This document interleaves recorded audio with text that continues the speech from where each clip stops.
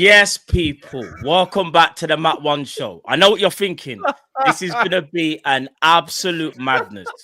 Yes, make sure you smash the like button. Yes, make sure you subscribe, all the good stuff. The people them's channels will be in the description of the video as well. I just want to big up my panel each and every time. Big up Tom Little, big up Grizz, big up Errol, big up Mont, big up Jamie, big up Dean, big up Enz, big up Hassam, big up James. There's going to be more people on the way.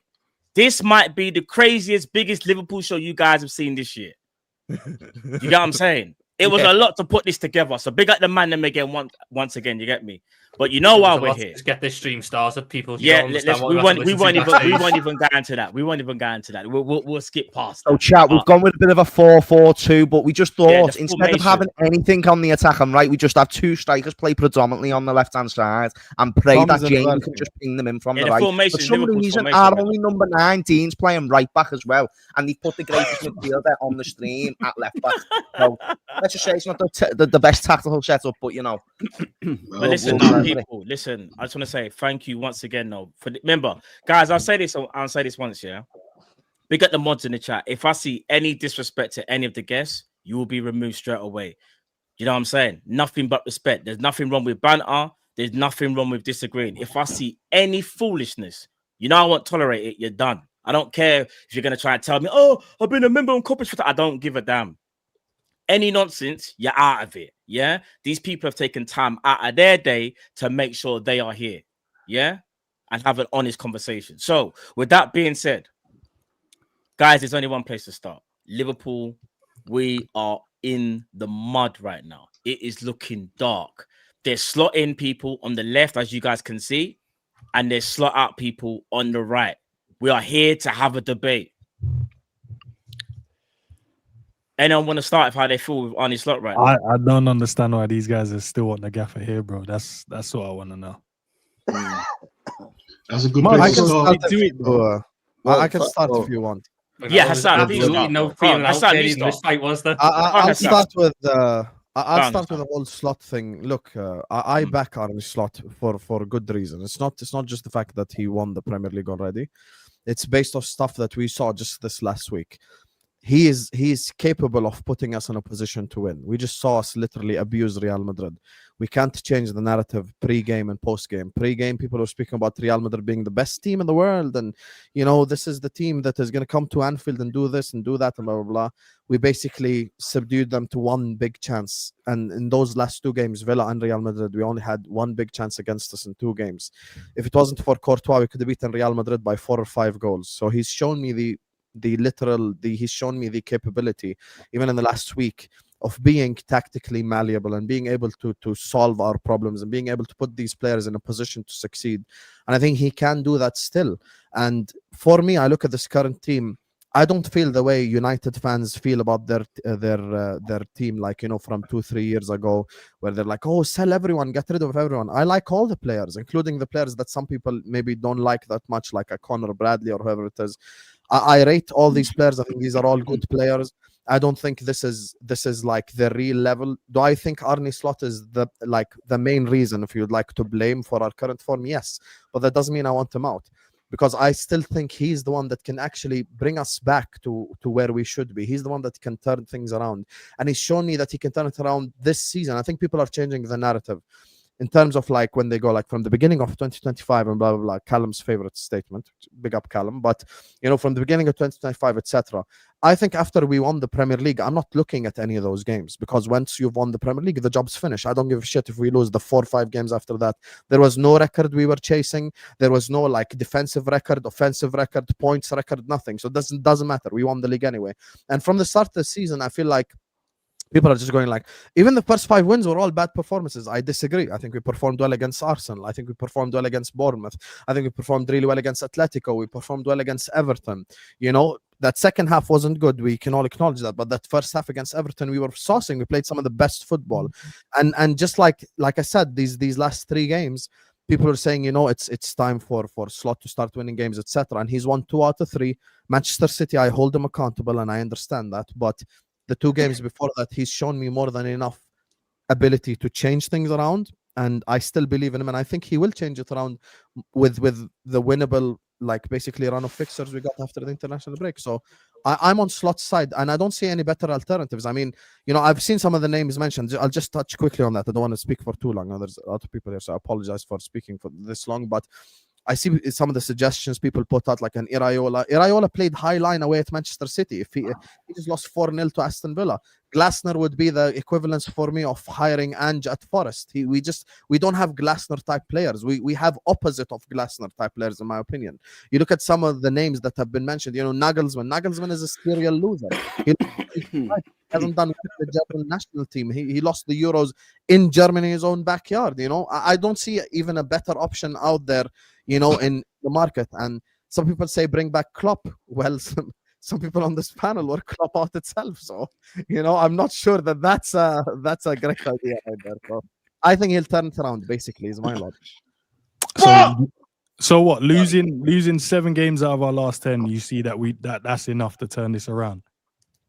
And you mentioned 3 games. You mentioned Arsenal as one of the games we played against. Arsenal didn't come to that game to try and win the game of football. I'm not going to blame you for your opinion in terms of after we won the league. That's fine, but there's standards we have to uphold. We still have to go and try and win these games because it seeped into the preseason and then it seeped into the season. You spoke about Bournemouth. Yes, we played well, and up until we decided to throw away a 2-0 lead, and then we had to rely on a substitution of Chiesa to come on and win us the game. We got moved to by a Newcastle team that went down to 10 men, still was able to score 2 goals, had to rely on a young teenagers to come and score a goal then. And then since then, we haven't played good football. The Real Madrid game played into our hands. Our manager keeps coming out and telling us, if it's the long ball, then we don't know what to do with it. He's coming out and telling you the games that you said you like, he's saying he went against his own beliefs in those games. So the Real Madrid games, the Man City games, the games that people refer back to every season when we have this conversation, or every time we have this conversation, are games he openly said he went against his own beliefs. There's nothing that anyone can say, like in terms of stylistically what we're doing now, where we're trying to build to go towards with the players that we have in the team.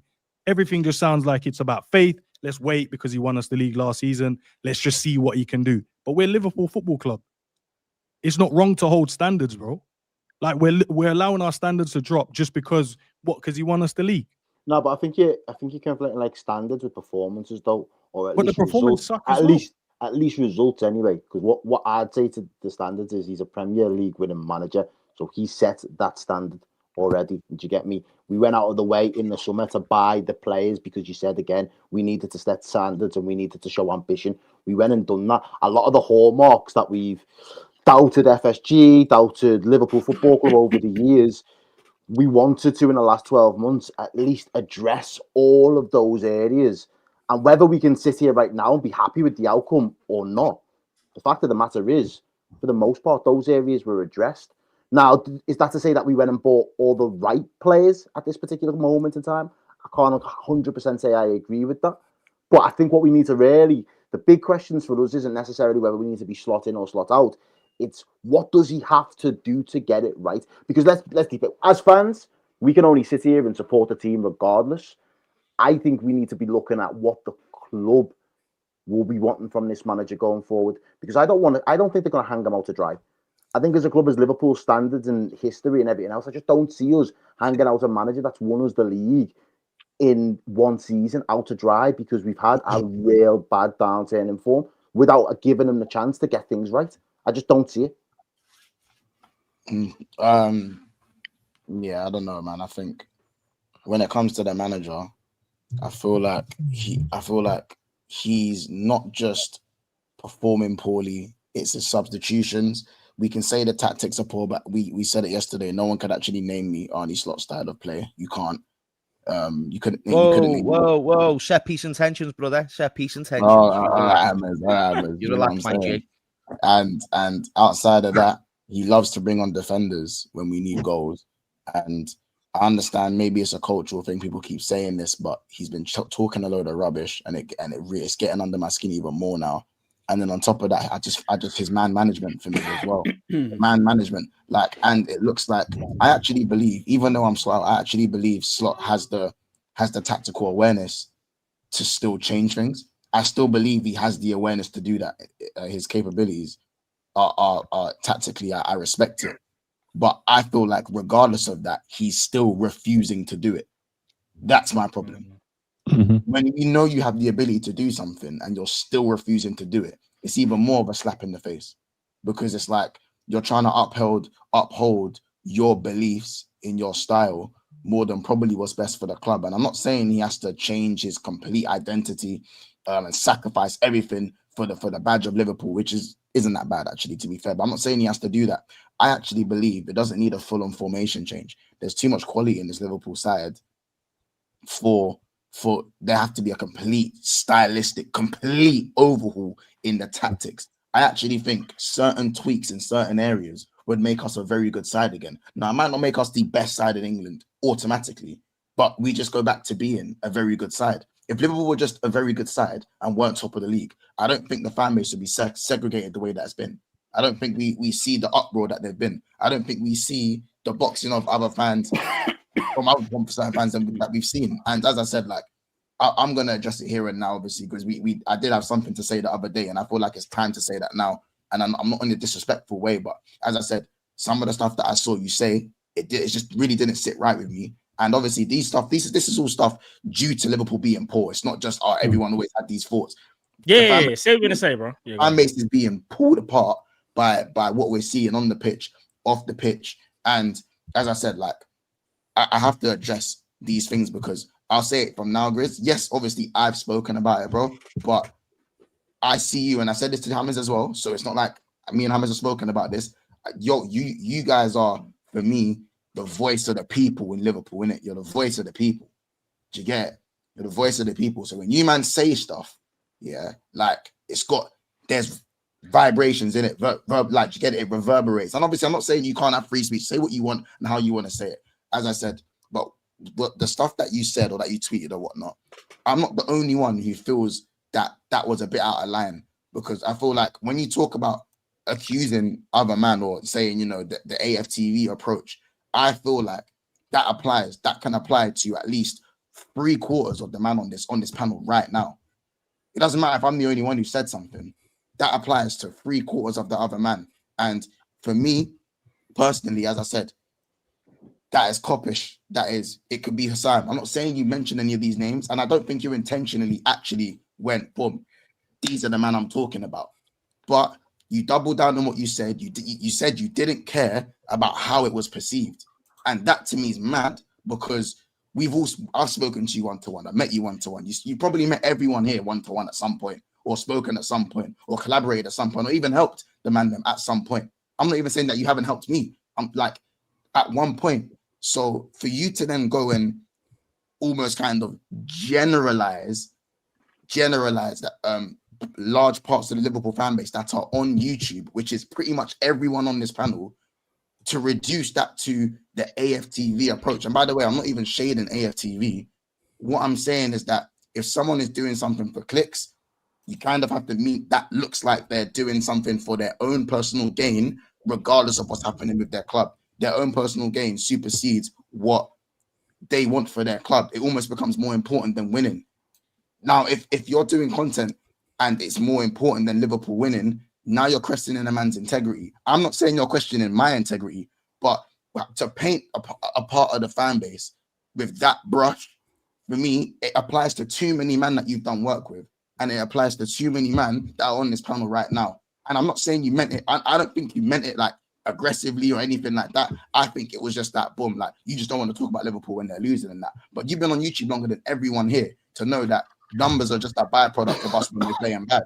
It's as simple as that. You know what I'm saying? And it just didn't, it really didn't sit right with me, because as I said, you're one of the OGs out here. And as I said, that, like, there's a lot of respect for you that goes far beyond just YouTube, because this is just YouTube, bro. There's real life fans that everyone knows you, bro. Do you know what I'm saying? And I had a massive issue with that personally. As I said, if you have an issue with the things that I said, I'm happy to hear that.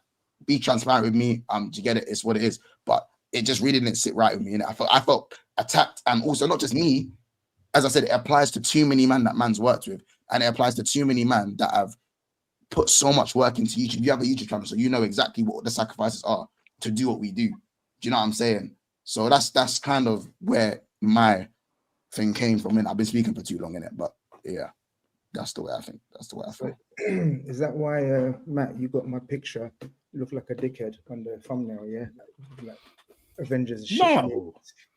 Joking, I'm joking. I was gonna say, what are we doing here, bro? No. You chose the ugliest picture of me. That's a different story. Oh, it was the only picture that I had. No, I sent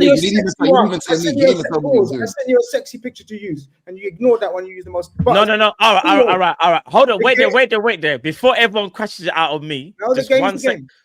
What? Wait. No. 1 second. Someone made the thumbnail. Yeah. Someone actually made the thumbnail, not myself. Just to put that into perspective. So you're blaming them. They already had no. They already had a picture of Grizz. Do you know what I'm trying to say? They already had a picture. It's all right, man. 2012 is fine. Use the 2012 picture. It's fine. That's some real good throwing under the bus technique. I said 2012. Nah, big up to the guy that made the thumbnail. No, but big up Vel. No, because I want to big him up, because big up Vel, because he took time to make that thumbnail. He's trying to throw him under the bus. No. Big up Vel, man. No. Big him up each and every time, man. Did you pay him? I respect. Very quickly. What are we doing here? Wait, focus. You know, let Grizz land in you. Let Grizz speak. Let Grizz speak. Concentrate. Yeah. So I'm here because Matt invited me. And what did I tell you, Matt? And Matt, what did I tell you? Even before Matt invited me, I said I was planning on doing this on my channel. Yes, you did. You did. Yeah. And the reason why I was going to do it is to address the situation. Even though addressing a situation makes it seem like there is a situation, but there's obviously a situation. Because I've seen reaction video. First and foremost, have I missed any reaction videos to reaction videos to reaction videos? Because that's no. There might be, because there's reaction videos to reaction videos to reaction videos. Okay. First and foremost, once you said on the stream, Grizz is my guy. Do you still believe that the case to be? I've got no problems with you, bro. I had a problem with something you said. That's it. Okay. That's why I like it. Because I swear to you, and you guys are all grown-ups, and you're right. I've spoken to all of you. Dean, I'm meeting for the first time. Big up, Dean. The rest of you, come on, man. Like years and years. Yeah. First and foremost, I'm absolutely humbled by the respect that you gave me, yeah, in terms of our older spokesman being on the scene. I'm probably the only one here who does the least content. I'm the only one. I'll fight you for that, man. I'll fight you for that, man. Sorry, Tom. That's Tom Little, bro. Sorry, bro. Okay, Tom, but I'm not a content. I'm me. You guys are lauded as content. You guys are lauded as content creators. And you are content creators. I don't create no content. I just chat shit about football and tweet. Mainly my tweets used to blow up, and then from there YouTube started, blah, blah, blah, blah, and of course Big Six, but that's a different entity. Right. I don't do full-time content, YouTube reaction videos to people's videos where you can explain, elaborate, give context, blah, blah, blah, all that boring stuff. Yeah. The first I heard of a reaction to that tweet, yeah, once I'm directing this at you. That tweet was my opinion in response to people that have been asking me, why are you not talking about Liverpool? What's the matter? Why you know when you get pressured? DMs. Yeah. It was coming in. Why are you not doing content? Why you don't? Okay. First and foremost, when I done that tweet, the first line I said, I respect and I understand it. Because let me be a hypocrite here. And people hate hypocrites, but we are all forms of hypocrisy in our lives somewhere along the line. If you think it's not, then no problem. I would do similar content because that's the model. That's what it's about. Whether you want to deny it, whether James wants to deny it, whether Hussein wants to deny it, whether Jamie wants to deny it, whoever wants to deny it can deny it in their own box room, sit where we are. No, we do it wherever for the love of the game or wherever. People that do it on a full-time basis do it as a way of living, and it starts off as a hobby and then ends up as a way of living, because I'm sure a lot of you are full-time content creators. I would never, ever diss a man who's trying to put bread on the table for his family and children. I don't give days. Who am I to judge anyone's content from that level? I am a nobody. AFTV is Robbie's. Robbie's my personal friend. So if I'm mentioning AFTV, people saying, "Oh, why are you mentioning AFTV?" I got it from all sorts. So maybe the tweet was worded wrongly, but my intention was to answer the people that were asking me, "Why are you not doing no content? Why are you not talking about Liverpool?" I said, when Liverpool are shit, I hate talking about football. I'm old school. I'm boring. That's not a content creator. Content creator is supposed to be, you can win, lose, draw, take it on the chin, comment all the time. I'm rubbish. I can only sing when we're winning, kind of thing. Even though I've done reaction videos when we've lost, but I don't do full-time content. So I answered the person, said, that's not for me, but I respect everyone who does it. I had in no way, shape, or form any of you in my mind solely I'm gonna have a dig. The only person I've had beef with on this panel, and it's his own fault, is Hussam. We patched that up like years ago, though. Hussam on Twitter, again, it was a reaction video. He thought I'm having a dig at him, and I said, brother, I called him, blah, blah, blah. He'll tell you the full story. In fact, go on his channel. We've done a show about a year ago or something where we explained the whole scenario. I have never, ever had an issue. Now, when people mention Cow, he's not here right now. That I'm gonna do it. Cow, yeah, bring up. Oh. What does he say? What does he say? Frontline center, brother. This is my brother. People that are suggesting, and again, do you know what's going to happen now, guys? I don't want to talk too much because everything we say is going to be interpreted as a dig at someone else. I don't want it to be that. I'm just giving my opinion. It's not a dig at whoever's been doing reaction videos, or even if it is, whatever. I'm going to give my opinion, or I'm going to give my say. People that suggested that was a sly dig or aimed at Callum Sanderson, you are so off the trail. It's unreal and it's embarrassing for you to even try to instigate. Have a word with yourselves if you know me and Cal. Cal is my brother from another mother. How dare would I try to even insinuate or have a dig at him? I just wanted to get that out first and foremost. But he didn't do a reaction or whatever, so there's nothing to answer. Just people are seeing videos saying, "Oh, bro, he had a dig at Cal." This, brother. And if I did, in front of thousands or hundreds or whatever people are watching, apologies, man. He's my little brother. I'm older than him. He's my little brother. Even if I did have a guy, I'd say, "Yo, I had a little dig at you, but shut up your face. We're cool. We're family." It was no way. It was not even a slight dig. Once, 100 million%. I've spoken to you. I met you at the. Do you remember we met at the? We met a couple of times, man. And the rival tears. Yeah, rival tears. Brother, I swear to you, it was not aimed at anyone. It was my frustration. It was after a defeat, like all of you lot do reaction videos. I did mention that, to be fair as well. That it's probably shit, and you say shit, and we all say shit that we sometimes think, that's going to be interpreted. I absolutely agree with you that sometimes if you say something and if you've got a platform, then it expands, and when people start reacting to that as well, then people start chatting shit about it. Yeah. If I offended you in any way, shape, or form, forgive me. I did not have no digs at any of you, man, here. Any of you. All I said was, whoever does it, whoever, blah, blah, I respect it, I appreciate it. It's not for me. That's all I said.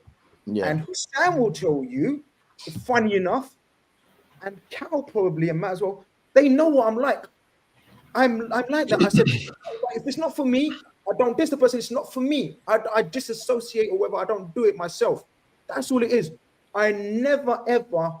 This is another misconception, massive misconception. This is the only thing I took offense to what you said in rebuttal to me. I didn't take nothing you said offensively. I understand the frustrations. I understand the possible repercussions that you thought, yeah? The only thing I slightly offended was when you said, spokesperson or something. You said something like that. Hammer's pulled me up on this. To clear that one up. I was in Troops' stream where James was like, Grizz, did you call that Cal? And I was like, what? Cal? Me and Cal? Like I said it straight away, James, didn't I? In the stream, right? Anyway, there was another thing. Hold on, there was another thing that you said. Police opinions. Yeah. We all go through a phase. We all go through, all of us. And you're right, I'm the most experienced out of all of you lot in terms of chatting shit about football. not experiencing any other thing, but chatting shit. Yeah, that's what we do. We talk about football. We have laugh, joking, and giggle. Yeah, and I understand relationships can be strained, and people say stuff that can be construed at digs or policing Twitter. Unfortunately, whether I have 100 followers or 100,000 followers, that's the way it is. It doesn't mean I can't tweet my opinion. It's not policing Twitter, or it's not policing you, but you can't say this, you can't say that. Me and Cal, last 5 years, spent arguments on streams about FSG in and out, in and out, in and out. You're FSG out. So bro, never get 2 years. I'm FSG out now. FSG out, shot in. Yeah, but what I'm saying is, I never once policed Cal's opinions or anyone's opinions for that matter. Everyone's allowed to say what they want, how they want, support who you want, how you want.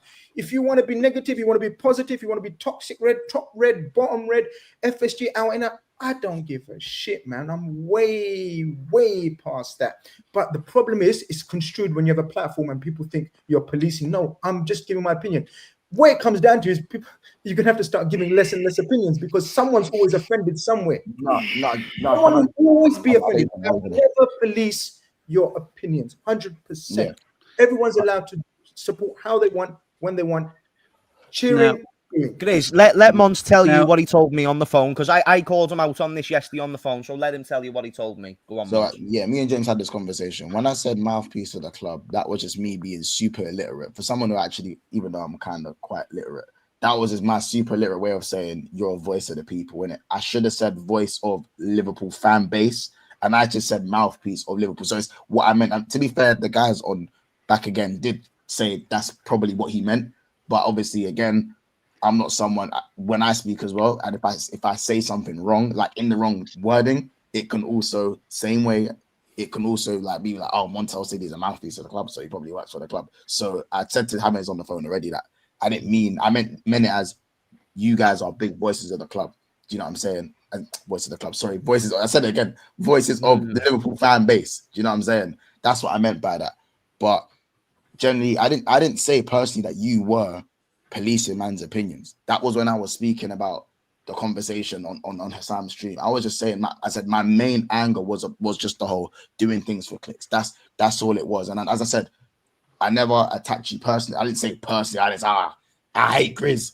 I don't like the way he sits. I don't like the way he looked. I didn't say none of that. Like, it was just more literally what he said. He probably was angry at the time, but it just applies to too many of us. And as I said, I know it probably wasn't even a thing that you meant it like that. But when you just say something for clicks, it is very easy to go raw. Like, what do you mean by that kind of thing? And what I said, I was just after the game as well. When I made that video, it was right after the game. But you know what is the main problem is, or the main issue is, we really shouldn't take these kind of things too deep. And I am aiming that at you as well. I just said how I see it. No, do you know what it is? Do you know what it is? I'll be honest with all these, yeah. Do you know what it is? This whole YouTube thing that we're all a part of and that we're all doing. The thing that people want is the WWE. They want some level of additional drama to what's going on the pitch. They want it to be the Real Housewives of L4. They want it to be the Hunger Games. They want it to be, toxic for toxic's sake. And the reality is, when the football's not going well and when it's not great, the online, and I seen this a while ago online, I genuinely thought, is it bots? A lot of these accounts that just pop up with these really far extreme opinions, are these just bots in the algorithm sensing that there's a little bit of a disturbance in a fan base? And it happens with all. I'll tell you what it is. All of us are on panel shows with rival fans. Mons, I know you have Arsenal fans, Man United fans, whatever, blah blah blah, and you work with the OG, who's the guy that I owe everything to, Rance. Rance will tell you mine in his story. I know what Rance is like. Yeah, he's my brother as well, but I know Rance, how he operates with Liverpool fans. So what happens is, when you work, and you know me, I work with some of the meanest motherfuckers out there. When it comes to stepping on necks, my head's been smashed to smithereens this month. Yeah. So what happens is, we take that frustration and the anger and the banter and the trolling from rival fans that we're hearing on a daily basis, and sometimes we seep it through to our own club's fans. Because frustrations boil over. That's all it is, bro. It's and so true. that's all it is. So we're hearing so much shit about our club from these fans, and then I see Monts, and I'm thinking Monts is like, shut up, man. Do you understand? It has a little influence, subconsciously or consciously. I don't know. That each to their own. So that's what happens. No, I'll keep it a stack. If Liverpool could have been top of the league by 10 points, if I hear Manama doing things for clicks, I would have said something either way. That's what I will say about that. It's just that, and I'm saying I know you didn't mean it like that, so it no longer really matters. But I'm just keeping it a stack. Even if Liverpool were 10 points clear in the Premier League and Isak was on 15 goals in 11 games, I'll tell you, man, right now, if I see the same shit, I'll be like, wait a minute. To summarize this, right? Do you know what? Can I intervene here? Because I was one part. I'm just going to summarize it because I feel like we've been on the topic for a while. I think that was a good discourse, and I think that was a good grown-up conversation. For me, I'm happy to do the WWE thing. I am, because when me and Cal get on the phone or we go behind stage, we're brothers. We're back to brothers. Yeah. You know, me and Mons were the same. Now, listen, that does not mean anyone should be snaking anyone behind each other's back on a different stream and not directly saying it to somebody else. The least courtesy that we could give each other is by saying it to each other's face if we are implying it to that person. Anything else is just a guessing game. For me, I don't feel like just because maybe notoriously with the Mane video, I was quite well known. I don't think that should then, change some of the things I say or the way I say things. When I said the enemy of the club thing, I said it tongue in cheek, but I'm also happy to stand on the statement because it was one that I made. And that one, that's me letting you know. And I think it's okay for me to think an opposing opinion is ridiculous, but it's not okay for me to say you shouldn't have an opinion. Right? And that's it. When I start this stream and he says, we've lost 7 out of 10 games, what are you on about? He is indirectly saying, use it off your head because you are dropping the standards by just disallowing them 7 losses out of 10 games because we won the league last season. And he's more than justified to say that, as we are to say, but wait there, mate, Arne Slot's got a nice little Premier League title next to his name on Wikipedia. So the point is that when I do... No, but apparently Salah carried us to that, so he probably carried on the slot as well, didn't he? I don't know. Very quickly. Realize who you're talking with. I don't know what stupid agenda. Sorry, guys, I kind of want to should we just get back on topic? Can we get I want to get the people are asking for it. Listen, who's slot in, who's slot out? Listen, Mons, Grizz, I'm glad you lot are blessed because that's one of the things. It was never a no. But I knew you were blessed to clear it up. But now I need people to speak about the manager. I need to understand why people are. That's what I'm transitioning into. Yeah, 100. Let's move. I'm moving. Hey, Matt. I was here. I ain't got a lot to say. I just want to say, big up Tom, big up Grizz, first time, and what's it, Errol? You get me? First time in the studio with each other. Big up Hassan. I was in trouble earlier on. I didn't know what was going on my stream. Big you up. You get me? You saved me. Big yourself up. You get me? My thing's basic. You get me? My thing's basic, yeah. See, with the manager thing, we can go into tactics. We can go into substitutions and whatnot. My thing was this year. I thought he lost the change room. Once you lose the change room, I think it was the Brentford game I watched here. Bro, I promise you, I thought it was done. I thought that it was done because I've seen him make subs in the game. It goes right, and he makes subs again, which doesn't make no sense to me, bro. But after that Brentford game, bro, I thought to myself, bro, like Van Dijk looks like he's not interested. What's it called?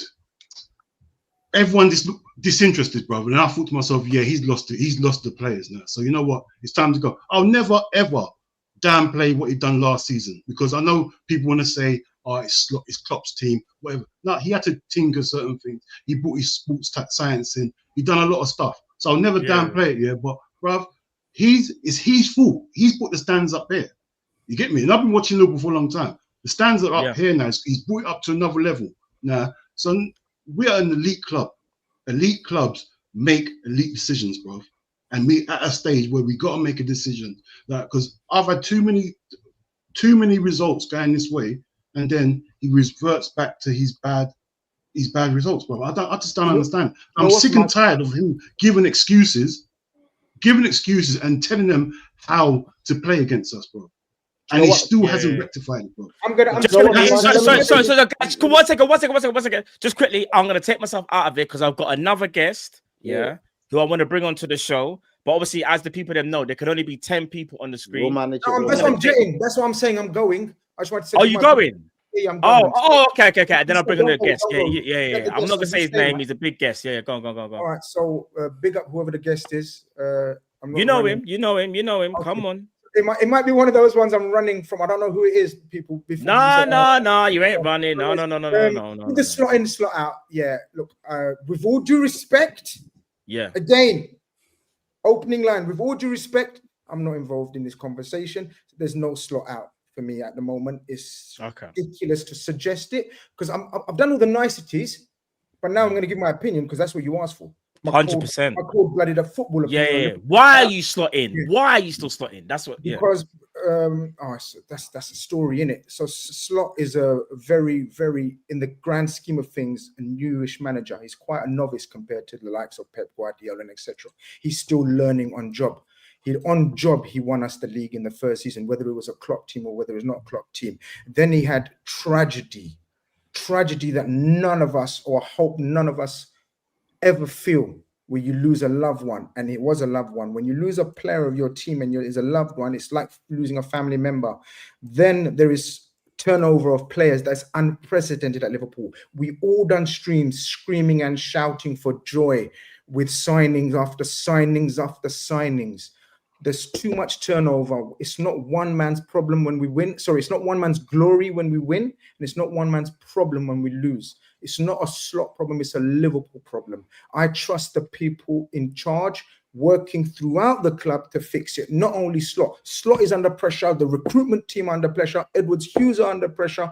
Essentially, everyone is under pressure to fix the problem. So I don't see a Slot problem, I see it as a Liverpool Football Club problem, because I believe, in my opinion, those players weren't aligned with his way of playing. That's why I'm giving him grace, because of the tragedies, because of the amount of turnover in and out, and formulating a new style of playing. We were for years reliant on Trent, Salah, and the access of Szoboszlai or Henderson before that. And then elite wingers such as Sadio Mane, number 10's Bobby. We revamped our whole attack. 75% of our attack is revamped. 50% of our back four is revamped. Give the guy a break. Give the guy a chance. He's not Arne Slot literally 6 months ago to, some of the headlines and thumbnails that are being made and titles, whatever, blah, blah, blah. You know what I mean? It is what it is. No problem. Each to their own. I don't want to associate myself with that as well, by the way. Again, with due respect. Yeah? Give the man a break. And there is not infallible, by the way. He's not infallible. Because if he continues and there is no turn of events, and like Dean said, I think the players, you can see visibly the players are not playing for him, then Liverpool will make a call. Liverpool are owned by shrewd, cold-blooded businessmen. That, remember, the same owners that didn't give our manager £2 million to spend on a centre-back. That's how cold-blooded they are and single-minded they are. So you think if they think their asset is losing value, they're not going to get rid of Slot? They totally believe in Slot. I believe in Slot, but he's not infallible. So far, he's been poor this season, but there is so many mitigating circumstances that if you guys had these mitigating circumstances in your personal lives and in your businesses, you lot would be crying for the same help that he probably is right now. And I'm here to help him and support him because I'm a supporter. But he's not infallible. This doesn't mean it's blind faith. This doesn't mean if he continues to lose, have no hope. When all the players come back, he hasn't even put his strongest team out. He has not once put his strongest team out yet. When he does that consistently, if he does that consistently and the results stay the same, then of course facts change opinions. And factually, we will have lost 7-8 games by then, guys, 9 games, which is not allowed for any Liverpool manager, whether it's Arne Slot, Jurgen Klopp, or Bill Shankly. And that's it. Respect to you guys. I love you all, especially Mons, especially Cal, and the rest of you. Yeah, man. Peace. Matt, it's been a pleasure, guys. Come on, broski. Hussam, bless up, man. I know what you're thinking. I'm going to message you right now. Hussam, take care. Peace, bro. Bless up, man. Bless up. Anyone wanna? Can I just? Go on. Actually, before I do that, can I bring on just another guest as well? He's been waiting patiently, and you know what I'm saying, big him up. You guys probably know who he is already. Big up Asim. What's going on, my broski? Welcome, my bro. I was just about to choke on that. Is that a yellow or a red? Is that a yellow or a red? That's a yellow card, bro. Matt, just a Hey, Matt, you might need to send him off straight away. I'm not going to lie. Man done the what's the He done a Steven Gerrard base Man United. He done a Nallo. Steven Gerrard base Man United. He done a Nallo. Hey, Matt, we heard from the Arne Slot inner side. Yeah, let's hear from our side. 100%, bro. Yeah. No. Big up to Grizz in terms of what he's saying, but I don't look. The Jota stuff it affects all of us as Liverpool fans, and I don't think there's not one Liverpool fan that didn't get affected by it. But we're picking and choosing who we use that excuse for, because I've openly seen everyone here criticize the players, and no one said let's use those as excuses for the players or use that as a reason for those players. I haven't seen. I have, by the way, Enge, to be fair. I have not seen that at all from anyone. That's fine that you haven't seen. I'm just letting you know I have. Yeah. So I don't want it. We can't just selectively use stuff that we want to use to back that side of the argument. But on the other side of it, we're just able to get onto Kanate, get onto Kirkes, get onto Bradley, get onto Gakpo. We don't have those. Get onto McAllister, get onto all of these players that we have in our team, but we use that for the manager. I think that's very unfair to do. Look, it's down to him.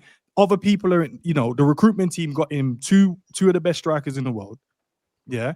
Get him the best left back in the Premier League. Get him an upcoming right back. He lost his main right back. Cool. You had to go and replace that. Yeah. Got in one of the best creative 10s in the world, up and coming. And then I should go, well, the recruitment team is the problem. And no, you've got the players now at your disposal. You have to now do the job you was hired to do at our football club. Yes, injuries are going to affect selection. I agree. But 9 times out of 10, most of these players have been available for him to use.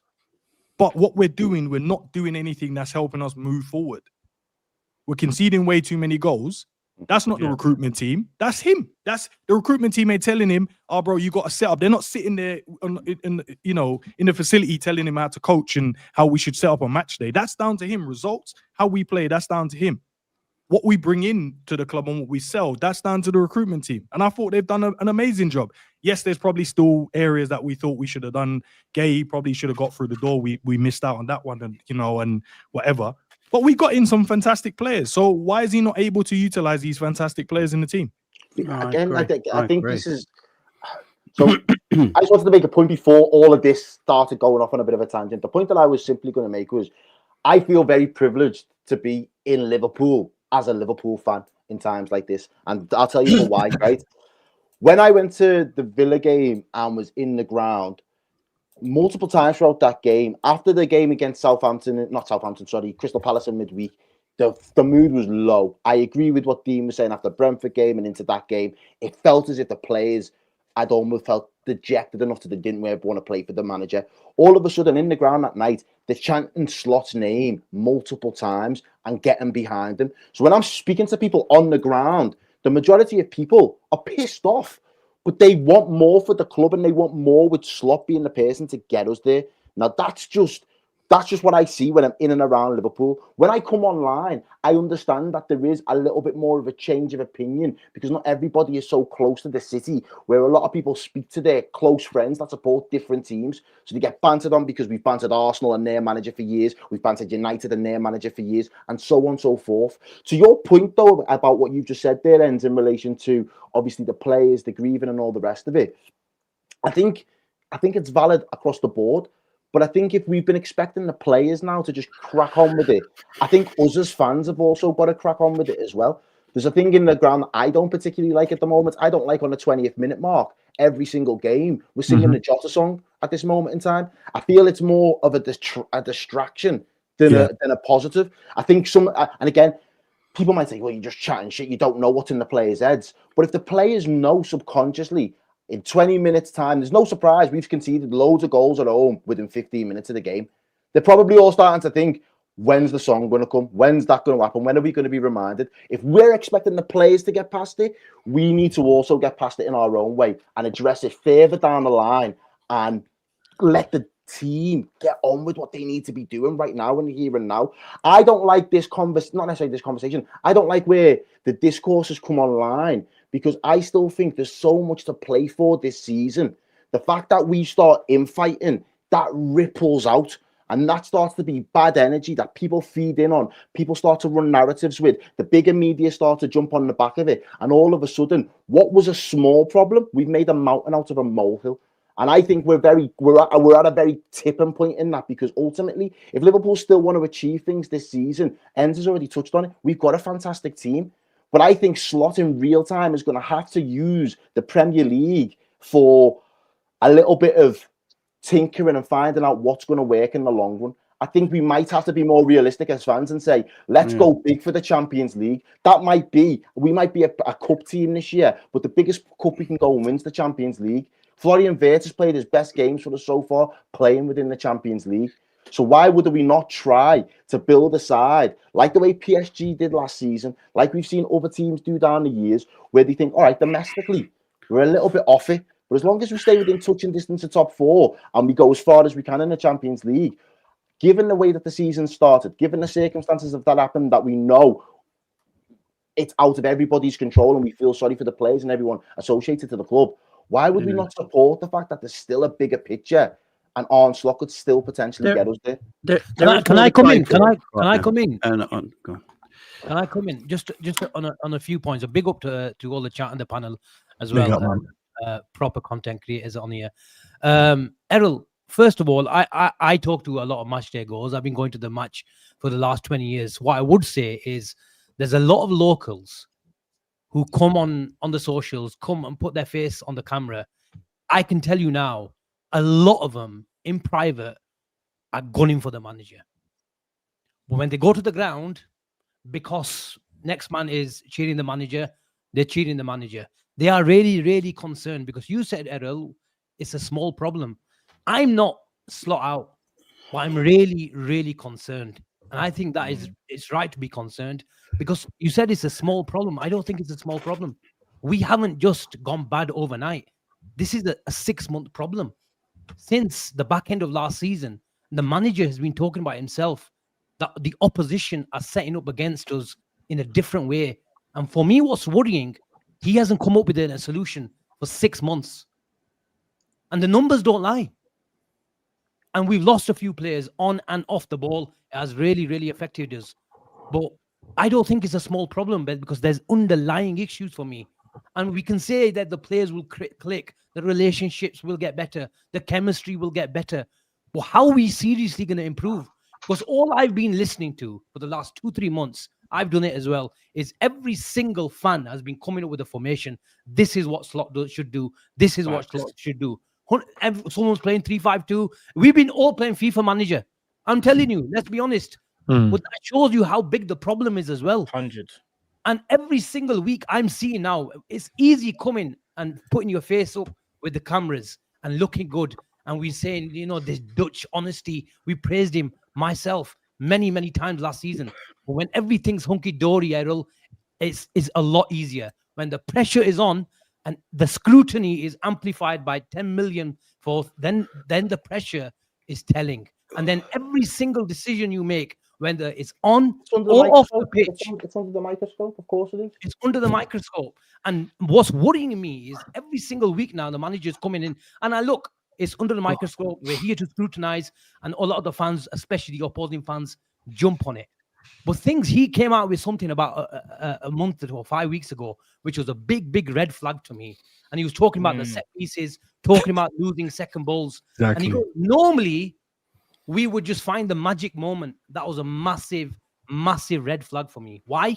Because I don't want my manager just to rely on a magic moment, even though we got the likes of Isak and Salah, and we were all purring over. You have to earn the right, brother. You have to earn the right to play. Win those battles in midfield. Win those duels. And then you play and let your best players express themselves. Because at the moment, we're not doing the basics. You can talk about structure. You can talk about everything. But what's worrying me is this manager hasn't got a solution 6 months after teams have worked him out. Is that wrong? Sorry, guys, just quickly, because I know. Let's cut him, guys. Jamie, I know you wanted to say something. What did you want to say? So, the way Arne Slot wants to play football in English in the Premier League, I don't think works. Every good game Arne Slot has had, he's always come out and said it's not the way he wants to play. right? And it's true. Like last season, he said he just kept playing the Klopp way and he didn't want to change anything, and they won the league.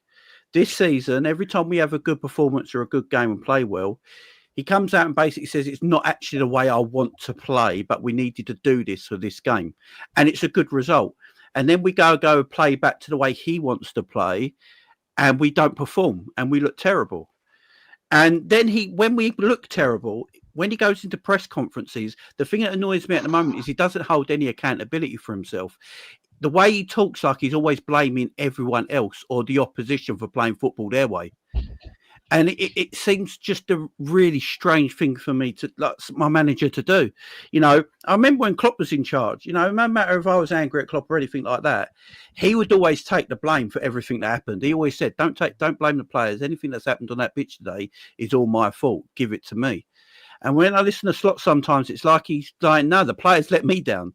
No, they didn't do this properly. Someone didn't take their chance properly. And, you know, Salah gave it away there. That's why we conceded against Bournemouth and, you know, all these things. And I don't think that helps a team, you know, a group of players to perform and run for the manager and stuff like that. But like the Madrid game, you know, he went against his philosophies in the Madrid game and we played exceptionally well and won the game. Then he went back to his philosophies against Manchester City. Even with the same lineup, he decided to play it a different way and we got battered. You know, it's just, it's frustrating to me. It really is, because he's obviously got qualities, because you can't coach a team and set up a team to beat Real Madrid in the way we do if you're a terrible coach. This is the thing. But then he goes away from that philosophy and then goes to something what he really wants to play. He really wants Liverpool to be this like ultimate attacking team that outscores the oppositions and wins games by the hour mark. That's what he wants to do, right? And at the moment in time, I think what's happened is the Premier League has gone a different way.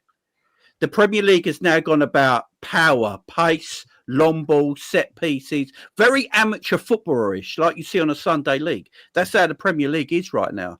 And the Premier League's gone that way. And it's just taken Slot and Liverpool. You know, we bought these players this summer to play this way to, you know, you don't buy the talent you bought in the summer not to go and outscore the opposition, not to outplay the opposition like front end of the pitch. But the Premier League's gone another way. And that's why a lot of the other teams are playing really well this season. You know, the set pieces, the long balls, the directness. Look at Man City. Pep's even changed. He's gone, you know what, I ain't got the players out there for me no more. I'm playing more direct now. You know, we're going to play quicker and more direct from defence to forward line, you know, go over midfields instead of playing through midfields and things like that.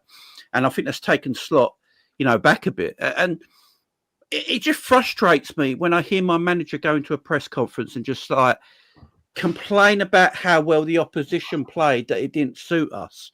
I'm sorry, I'm sick and tired of a manager coming out and saying we can't play against low blocks and long balls and set pieces. Why? You're a coach that's paid a lot of money to figure this out. This is your job. It's not my job. It's not Asim's job. It's not Matt's job. It's none of our jobs. We're just commentating on it. But it is your job to figure this out. How long are people going to tolerate you keep saying this week in, week out? You know, he wants to play out from the back from fullbacks, but then doesn't know what fullbacks to play out from the back from. If you haven't got the players to do it, change your philosophy of how we're going to play. Don't keep going with something that obviously don't work. You know, it's crazy to me. And the thing that I get so annoyed with and why I get so passionately angry about all this, is because I believe he's actually better than what he's making himself look like at the moment. You know, you don't coach that Real Madrid game like that if you're a bad coach. You know, you got to adapt. And I think he's just very stubborn in his way of playing right now. And also, I just want to quickly say this and then everyone else can go. I don't know if the players are 100% backing him right now. Because some of the things Virgil's doing lately, right, I don't think Virgil would have got away with if Jurgen was manager. I really don't. I really don't. There's so many things Virgil's doing in the last few weeks that are just lazy, blaming other people. I mean, he blamed Kirkes for kicking the ball in his face the other week. You know, he blamed Konate for the goal against Man United. You know, he's pointing and moaning at everyone. And it's like, I don't think he would have done that under Jurgen. And I'm not saying he hasn't got respect for the manager, because he probably has, but he might not have that fear of the manager. And I think that's where, you know, something's happening there that's not quite right at my moment. I don't think it matters. Liverpool can't buy their way out of this. I'm telling you, it don't matter if you've got Belieber and Walton in your midfield as a combination. If they're advanced in midfield and still leaving gaps in behind, it's still going to be the same situation we got right now. It's not a personnel issue. It's a system issue. And the manager, I don't think, knows how to fix it right now. That's, again, another issue of mine. All right, Hassan, you go, then I'm going to read the supers, and then Tom, you're going to speak, because I know, Tom, you haven't spoken as well. But Hassan, go on, you go, bro. Apologies, but look, I just want to say, first of all, there's a lot to unpack there. In terms of like the whole Klopp thing, I feel like we're changing the narrative, because before the World Cup, I remember after the Napoli game, we were saying the same stuff about Van Dijk, Gomez, Trent, you know, players not trying for Klopp. So I think, and as well with the press conferences. Listen, I don't watch Slot press conferences, and there's a reason for that. Managers waffle in press conferences anyway. All the great managers waffle in press conferences. They bullshit like 90% of the time. They give PR answers. I'm not expecting Slot to come out there in press conference go like, yeah, guys, we're shit, you know, and the tactics were wrong and blah, blah, blah. Like, he should do. You're always going to blame stuff. You're always going to try to find excuses. And Klopp did that as well. Klopp blamed the wind. He blamed the ball. He blamed the pitch. He did that all the time. And I never took that to heart, because like, you have to take the pressure away from your players. So I don't have a problem with Slot, like whatever he says in the press conferences, because I don't use it against him. I really don't care what he says in the press conference, and for good reason, because we've seen Klopp waffle, we've seen Mourinho waffle, Ferguson, Rafa Benitez. I'm talking about facts when he lost his shit in the title race in 08-09. So I'm not going to sit here and use anything he says in press conference against him, because I don't believe we should fully take 100% managers seriously in press conferences, because they have to give PR answers to an extent, / waffle at times. And in my opinion, it's okay. Like, I really don't care what he says. I'm more about what he applies on the pitch. Everything Jamie said about applying it on the pitch, I agree with, because I do think that we have to play in a certain way that plays to our players' strengths, which I think is currently, that's one thing that I blame Slot for in this current moment in time, which I think is I do believe he can fix it, though. That's my difference. I look at what he did against Madrid, against Villa, against Frankfurt, against Arsenal. So it's not just 2 games; it's more than 2 games. What he did against Frankfurt, what he did against Bournemouth. This is the same manager that went away to Man City last season, played the box midfield. We absolutely cooked them that game. Jurgen Klopp couldn't beat Pep at the Etihad the entirety of the Premier League era. You know, this is the same guy that played Diaz false 9 against Liverpool. And this is not just like someone who just doesn't know what he's doing out there on the football pitch. I believe he can change it. It's not just based on hopium and copium or whatever. I legitimately believe in Arne Slot, because I think he can turn this around. And he's shown me, yes, it's just 2 games, but we're talking about the last week. You know, I can just say City is just 1 game, but I'm not doing that. I'm looking at this last 3-game sample size, if you would like. We did it against Aston Villa, and I think this whole Villa played into our hands. We're taking credit away from Slot, which I dislike, because we can't blame him when shit goes shit goes against us. Oh my God, it's Slot's fault, blah, blah, blah, which I agree with. Even me, myself, as a Slot inner, I agree that we do have to blame Slot, but we can't blame him and then go like, oh, Emery played into our hands. You could argue Chelsea played into our hands. You could argue some of the games we lost, you know, I don't know, Galatasaray played into our hands or whatever. So I don't like that. I think Slot changed it in a positive way in that game. There's a reason why we won that game. Same thing with the Madrid game as well. You know, once again, we spoke about the changing of the narratives. And, you know, one thing I will disagree with what Errol said as well, with the whole, like, you know, people at the ground and said it's funny because me and Errol go back a long way, and this has come back full circle, but to a different argument. We're on the same side today, not on the opposite sides. But look, I don't like this whole, you know, people at the ground thing, etc. For one reason. I don't go to Anfield. I wish I can go, but I don't go to Anfield, and that's not a dig at anyone that doesn't either. Because I don't go. No, but I know it's not a dig. I know. But what I'm saying is because I don't get to go to a lot of games myself, so it's not a dig. It's just that was something that I noticed that at a point when it was really low. At the same time, people can point out and go like the Crystal Palace game in the Carabao Cup, Anfield emptied. So we can't just say like, you know, I don't like us making blind statements either way, because my thing is, look, I've spoken to Scousers. They know me, like they're in the chat right now who are Slot out, and me myself who's not Scoused, like doesn't go to Anfield, I'm Slot in. I don't think it's necessarily like even when the ground turns, the club will turn, because there is something that Grizz said at the end before he left, which is very true. At the end of the day, Liverpool Football Club will make a decision based off can this man take us forward or not. And Grizz mentioned assets. And at the end of the day, Whether we like it or not, these guys are businessmen. They're going to make business decisions. If Wirtz, Isak, all the players that we signed this summer become depreciating assets, that's when they will decide to move on. If they look at it from the financial perspective of, obviously, we all agree here, after having this summer, we've got to make Champions League football. If it's in a position where we're not making top 5, as an example, I think they'll make a decision then and there. And at the end of the day, this is not just a continuous job forever. Just because I'm slot in and I back Arne Slot doesn't mean that, oh, let's go. After the international break, we lose 4 or 5 games in a row, I'm going to sit up here and go like, yeah, he should keep his job. I don't believe that way. I don't think just give him till the end of the season. That's it. I hear it. I think results do need to pick up. Performances do need to pick up because there is a cutoff point at the end of the day. Like some of the stuff that, what Dean said, what Jamie said about, implementing these things on the football pitch. The one thing I will say I disagree, and that's the final thing I'll say is, look, players not playing for Slot, once again, small sample size, but I've got to look back at it because it just happened literally this week. The performance against Villa and Madrid shows me that I don't think these players have given up on him.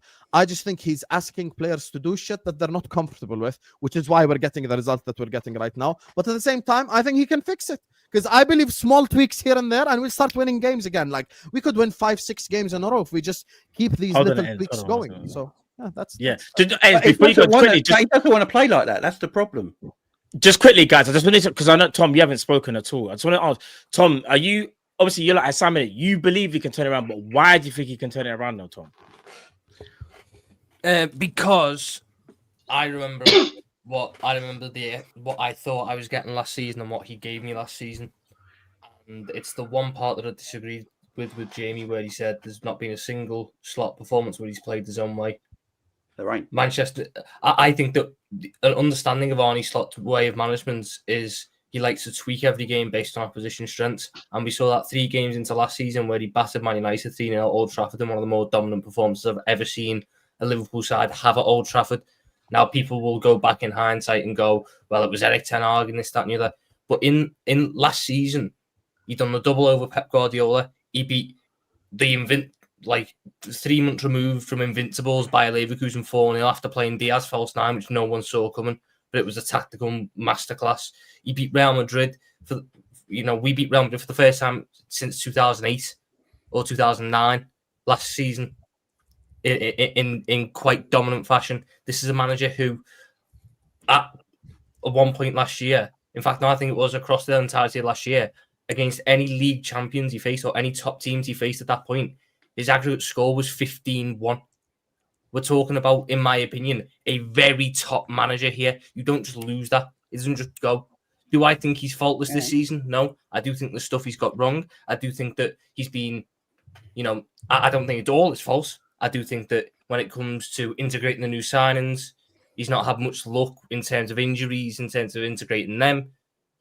Jeremy Frimpong never got fucking injured, and now he's missed 2 months with hamstring injuries that he's never had before, which is changed because we could see one of the ways he wanted to address the team and fix the team was with Frimpong, his 30 million quid right back, playing in that wing back role that we signed him for, and he was very good in those 20 minutes. Then he gets injured again, and we got to now readjust again.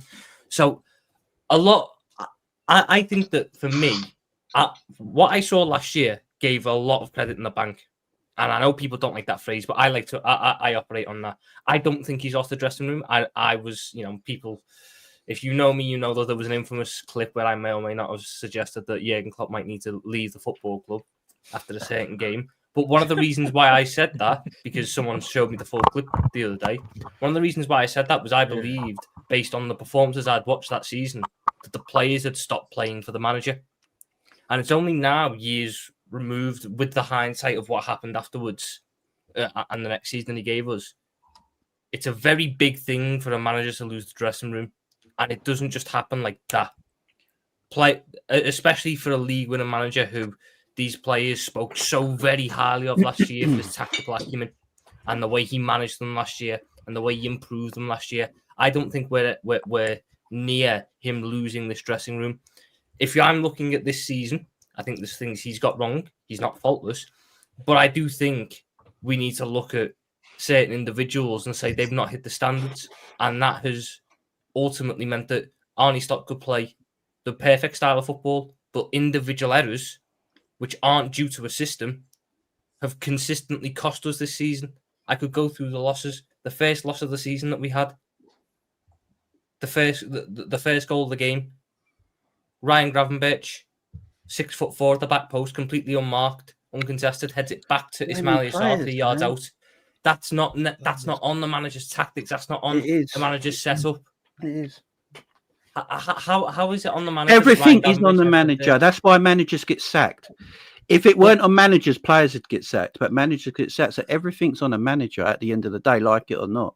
I want to ask one thing, Tom. I want to ask you one thing. I want to ask you one thing because I hear this a lot about Arne Slot. You know, give him time and get it right. Right.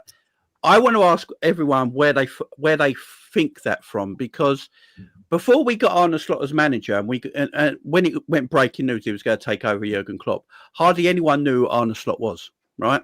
No one really knew who Arne Slot was. Yeah. So Arne Slot comes to Liverpool. Now, a year later, I'm hearing people saying, I believe he will turn it around because he has the ability and so forth and so forth. Where does everyone get that from? Because a year ago, no one knew who the guy was. So what he's done in the space of the year, though, Jamie. Yeah, what he's done in the space of a year, yeah. I think so. Do we live like so? When do we live in the past or do we live in the present? That's the thing. In the past, it happened. Yeah, you were fantastic. In the present, you're dog turd. And does that dog turd stay going like that for another year?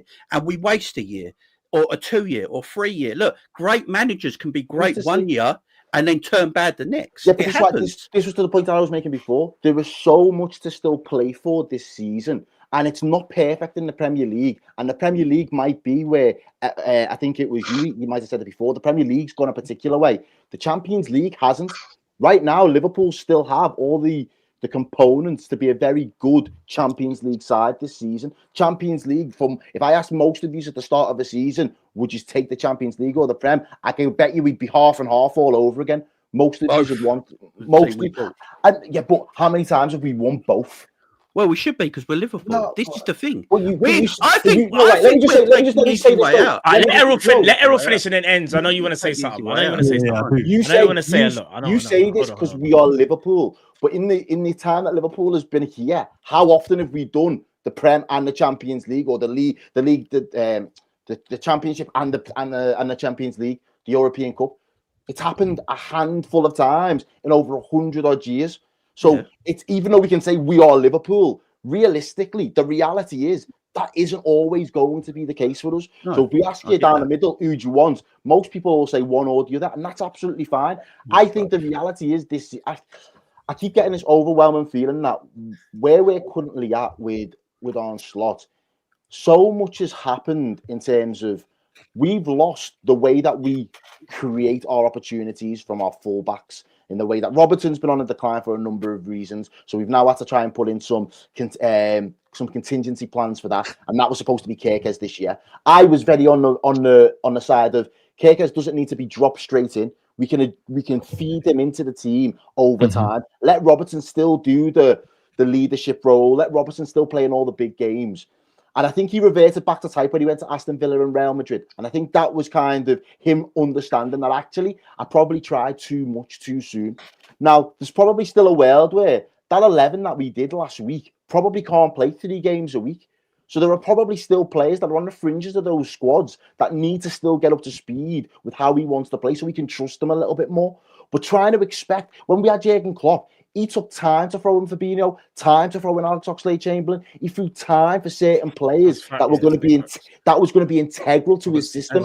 All of a sudden, Arne Slot's got he's had to transform the fullbacks, and again, the injuries have hampered that. He's had to now think, okay, are we going to play with a 10 again? Liverpool haven't played with a 10 since Coutinho, really. So all of a sudden, now we're expecting that to work. And then the forwards have changed from the forward line. We lost 3 of our forwards that had been at the club for over 3 years last year. So they had a deep understanding. Even if we didn't all agree that he was at the height, they had a deep understanding of what was expected. And now we're obviously seeing a bit of a decline with Salah. So in 3 major compartments across the pitch, we fundamentally changed the fundamental system in how all of those areas played. Defensively looks different right now. The midfield is meant to look and feel different. I disagree. How is it fundamentally different from last season in terms of how we're playing this season? It's not. So our left back still stays. Our right back stays as was. So no, but our left back, Our number 10, Wirtz, is not doing a Szoboszlai role because he's not Szoboszlai in terms of engine and legs. But the concept is the same. Our left winger in Gakpo. It's not though, because he's just played out on the left for 2 games, so it's not the same. And he got to pick up the free role. To be fair, it's only 2 games. The initial plan. It's only changed. The initial plan. I agree that he's had to change. It's only changed now from the number 10 in Wirtz to the left wing. Is because we've seen the early part of the season. Fundamentals are still there. They're not though, because we've seen what's changed fundamentally, Edwin. So obviously Trent going out of the team and what he was able to offer, even in the last season. In terms of positioning, he hasn't changed. Yeah, Bradley is a different fullback compared to Trent. But in terms of fundamentals, it's exactly the same. Robbo or Kirkes was expected to stay and go. Our 2 in midfield, bar Wirtz, hasn't changed. We've just talked about Wirtz. Salah is still the same, but we're not getting the ball to him. But obviously, we've lost components of the team that have deprived us of playing. But the fundamentals, our off-the-ball structure is still the same. It's still a 4-2-4. You can't tell me it's fundamentally changed in terms of principles from Arne Slot. It hasn't. I think the fundamentals have changed, though, because if you deep it, we know that Andy Robertson was, in terms of the drop-off, has been over the last 12 months. So in terms of him going forward as much, it wasn't overly reliant. He plays the third centre-half more often than not for us last season. Andy Robertson. But Kirkes has been doing that this season. No, but Kirkes isn't the same level as Andy Robertson. He doesn't have the same. That's what I mean. But the fundamentals, the principles are the same, though. No, because he wants them to play a different way, though. So this is what I'm saying. He's having to ask them to do jobs that they are not suited to doing right now, and that's the point. There are a lot of players that are currently sat within our team, and we're still thinking that we're going to play the way we played last season, but they're not capable of being able to do it to the same extent. That's a different point, though, Errol. I agree with you. Kirkes is not as comfortable on the ball compared to Robbo, but it's the principle is still the same, though. I agree with that. Sorry, guys, just quickly. I'm going to read the supers, but one thing I will say is, I kind of agree with Asim. I think the principles are the same. You see, last year when we used to do build-up here, Robertson was still part of that back three. When we done the build-up, Kirkes is doing the same now. The principle is still the same. There's a reason why us fans are outraged. The point that I was making, Matt, though, is he wants Kirkes to not do that. He's brought him in to do something different. So he's brought players to transition away from the fundamentals and the principles. But I don't see it though, Errol, because I feel like the instructions that's been given to Kirkes is the same instruction that's been given to Robbo, if I'm being honest, bro. And right now, that is true. It is, but that's not what he wants from those. But I don't believe in his heart of hearts.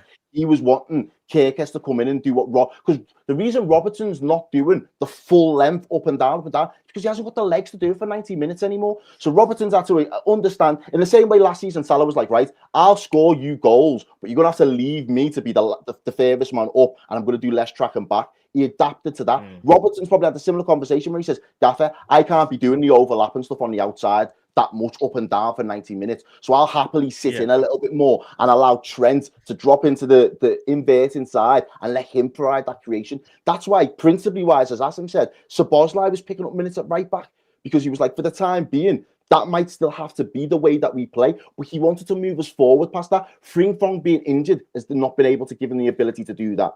Now Kirkes not hitting the levels going forward. He's not really been able to do that. I still think there's a problem with Vert. I'm not gonna lie to you. I don't know exactly what fixes that problem in this current system for us, because I think Szoboszlai's individual form means he can't be dropped from this team because of the press, the intensity, the quality of the ball, and his overall levels gone up this season. And I do think fundamentally one of the biggest questions I had on every stream last season was, what does a slot number 9 look like? Can anybody tell me? Because I didn't know diddly squat about him before he came as Liverpool manager. So I didn't know what type of number 9 that he wanted to play. I knew we had a good man in Salah, but what does his number 9 look like? He didn't it's not a 9. He likes to play with a false 9. It's pretty obvious. Because if you look at Who's our best? Flying already played with a proper number 9 inside. Yeah, but that's football. I can play up front. All right, guys. Sorry to interrupt. Sorry, I don't want to interrupt the show, but let me just read out the supers. Then we're gonna go back and say. Also, I'm gonna sort of sub myself out. I'm gonna bring Cal back in as well because I know Cal's got stuff to say, and I'm also gonna bring in another person who the people have been asking. Hey, Matt, can I cover? Yeah. Can I just cut? Because I gotta go now, Matt, so we can come in. Oh, if you got what? So who's got what? Say that again, sorry. Who's got to go? What? Say that. Me. I gotta go. You gotta go. Is there anything you want to say though before you go though, bro? Anything you want to say before you go? I mean, people know where I stand. I think that look, I'm still backing this manager. I think that there's a lot more for me on the players than I think for others this year. I think individual errors have hung the manager out to dry at points. He's not faultless. There is stuff that needs to change. But I do have a little bit of sympathy for him in certain things, and I do back him to turn it round because as much as people go, "What's happened this season? What's happened this season?"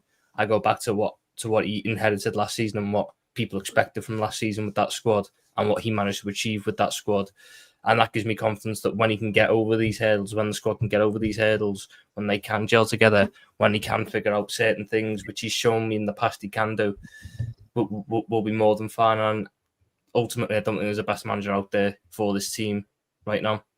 What this team needs is time to gel together and figure it out, and getting a new manager in just adds even more to that. So I'm still 100% backing this manager. No, I hear it, bro. I hear it. And like I said, it's your opinion, bro. Keep your opinion. Bless up, Tom. We'll speak, my brother. Bless up. Thank you for joining, my brother, each and every time. Come on. Big up, Tom. Let me bring Carl back into the arena. No, let me read the supers and our ends. I know you got a lot to say, fam. So I was hearing what the in is. Can you do something as well like before? Can you on our side and move Ram over that side? Are you in acid what like this? On our side, bro. Move, bro. Ram is this what it is? Yeah. All right. Big up Nav Inferno, I believe, the enemy of LFC Assemble. Big up Mike. Hammers, you know you're never gonna live that down in it, Hammers. Mike, I love it. Mike, look out for your phone, bro. That's what I'm gonna say to you, Mike. You know why? He says in Arne cock. You know that's mad. We trust up the range. You never walk alone. Get behind them. I think Mike's got a lot to say. What we saying, people? Should we get Mike on the show? Mike needs to be on there as well. TJ Warren. He said, all right, you listen. I'll make it happen, guys. But listen, Mike should be added. I hear it. Big up Shawnee, Jamie Rowings. Chadwick vibes, man. Chadwick vibes. He's to be fair, me anywhere on the pitch scares me. So yeah, that's crazy. Big up Ambient. Let's use last year to justify this year. I did, even myself, I did kind of crazy, isn't it? Hear a couple of things. Even and that's me saying that. Who I said I don't even know why I'm still. You said you're believing in faith, though, Matt, in it. So no, I don't. Let's not do that. Let's not. Matt, you said you got faith. Yeah, why no, I didn't say that. That was ages ago. Let me read out the supers. No, 1 second, guys. Let me read out the supers, and then we're gonna move on. Matt, just before you finish up, I've got to go now, guys. I'm gonna go on the charity stream. So big up to you guys. Appreciate it. Big up, man. Big up, Sam. Big up, Hassan. Let's each and every time, my brother. Yeah, I'll message you, Sam. I'll message you. Yes. What do you want to call him? No, I'll message you. Okay. Big up. Nice one. Big up Farah. He says played 48, 125, drew 6, lost 17, scored 86, conceded 62. Diaz, listen, RIP Diogo Jota and Andre Silva. Soboslai papered the passive press with the ingrained Klopp work rate. Big up Mike. First goal quality, not a chance. Second. Bro, Mike has had enough. Big up Navin again. He's trying Ancelotti ball without the aura fraud. Big up Ambient and on the episode of the right, you lot got mad. Big up Jammer. Why does it have to be slot in, slot out like it was FSG and FSG out? Why can't either side say I don't agree with your opinion, but it's yours and keep it moving? To be fair, that's what this show is actually about. This is why we're having a conversation. We're not trying to convince anybody. No one's trying to convince anyone. Everyone's just giving their honest opinions. That's all it is. Do you know what I mean? Just like how with the whole Trent thing, you see how we was telling people, don't tell us how to feel about Trent. That's nothing. Exactly. We feel how to feel at the end of the day. So it's that simple. They can't listen. Everyone can have their opinion, and that's one of the reasons why I wanted this panel. You know what I'm saying? Big up to each and every panelist that's here today. Big up Becky. Panel so good. Felt I had to pay like up the chat. Big up Becky. Subscribe to Becky's channel as well. She's got a new channel. Yes, she does. She does. Big up Becky. She's a legend. Becky. Big up Benjamin. Klopp's conference over slots. Slots aren't great. That's regarding the conference. People forget Klopp had some mad stuff when he was doing his press conference. He said some wild stuff himself. And no. I know. Big up Omar. He says my man Matt with the ultimate panel. Tom in the timeout. Nah, you're going mad. Nah, I appreciate that, bro. Listen, man, big up the panelists each and every time because it's not even about me, it's about them. It was they wanted to have their say and speak on what's going on with our football club. And I said the best way to do that, in my opinion, is just to reach out to every single rotted Liverpool content creator that I could think of that has, and I value all their opinions. There's people out there that I reached out to, unfortunately couldn't make it, but I'm not gonna say their names because people might say, oh, they duck away. They were unable to make it. But big up to everyone that was able to make it, and big up to the people that couldn't make it. Big up Arjan. We're becoming Arsenal. Trust the process. Like, right, start like that. Bro, it's been fucking. Oh, this is what's mad though. No, Errol, don't crash out. Trust me. Everyone's gonna say something in it. Everyone's gonna have their say in it. Big up Emmy. Errol, we had Frimpong and Bradley and still played Sobo. Make it make sense. Big Emmy again. Why do we keep saying there are no managers? When we hired Arnie, was he the best manager? That's fair to say. No, that's fair. That's a shout. That's fair. Big up 9. Big up the panel for the therapy. Hashtag slot out. And last but not least, big up Alex. Tom, would you? What is this? Tom's not even here, man. Appreciate super chat. You're asking Tom about the misses and them thing there. That's kind of mad. I get what you're saying. Louder. I don't even find louder, man. Come on, man. To make that analogy even like make more sense. No, lad, he's little punny. He's little punny. Don't even. No, but he's trying to do. No, but the thing is, though, there's certain times. You know, there's certain times. There's a time and trying to. The reality. He's a little ming. The reality is, it's like your bird's just held out on you for bare months after she was giving you it good for time, and all of a sudden you've just stopped. Are you just going to walk out, or are you going to try and fix your relationship? That's the real. I'm out of there, man. I want to get your dick wet, you know.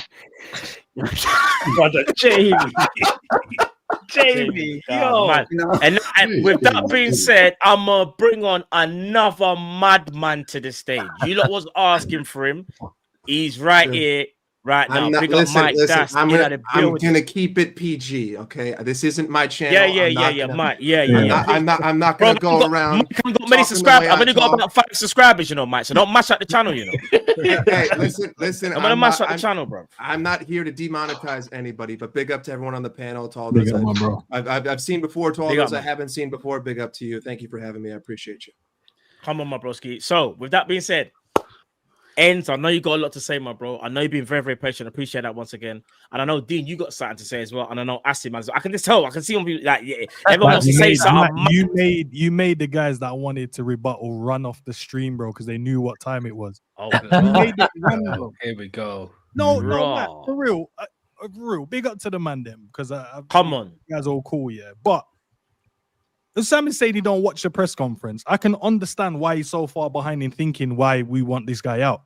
He's telling you in the press conferences that he's giving away trade secrets in them. He's telling you that what we're saying, Linders, and we're not listening books to him, bro. I hear it. So that's why we're far behind. Tommy's talking about games from last season when, in the manager's own mouth, he said, "I went against my beliefs in those games." So you're quoting games that he himself that you think that was good. He's saying I didn't even want to play that way. What are we doing? Like, bro, the manager is here telling us stuff and we're saying we're not going to listen to it.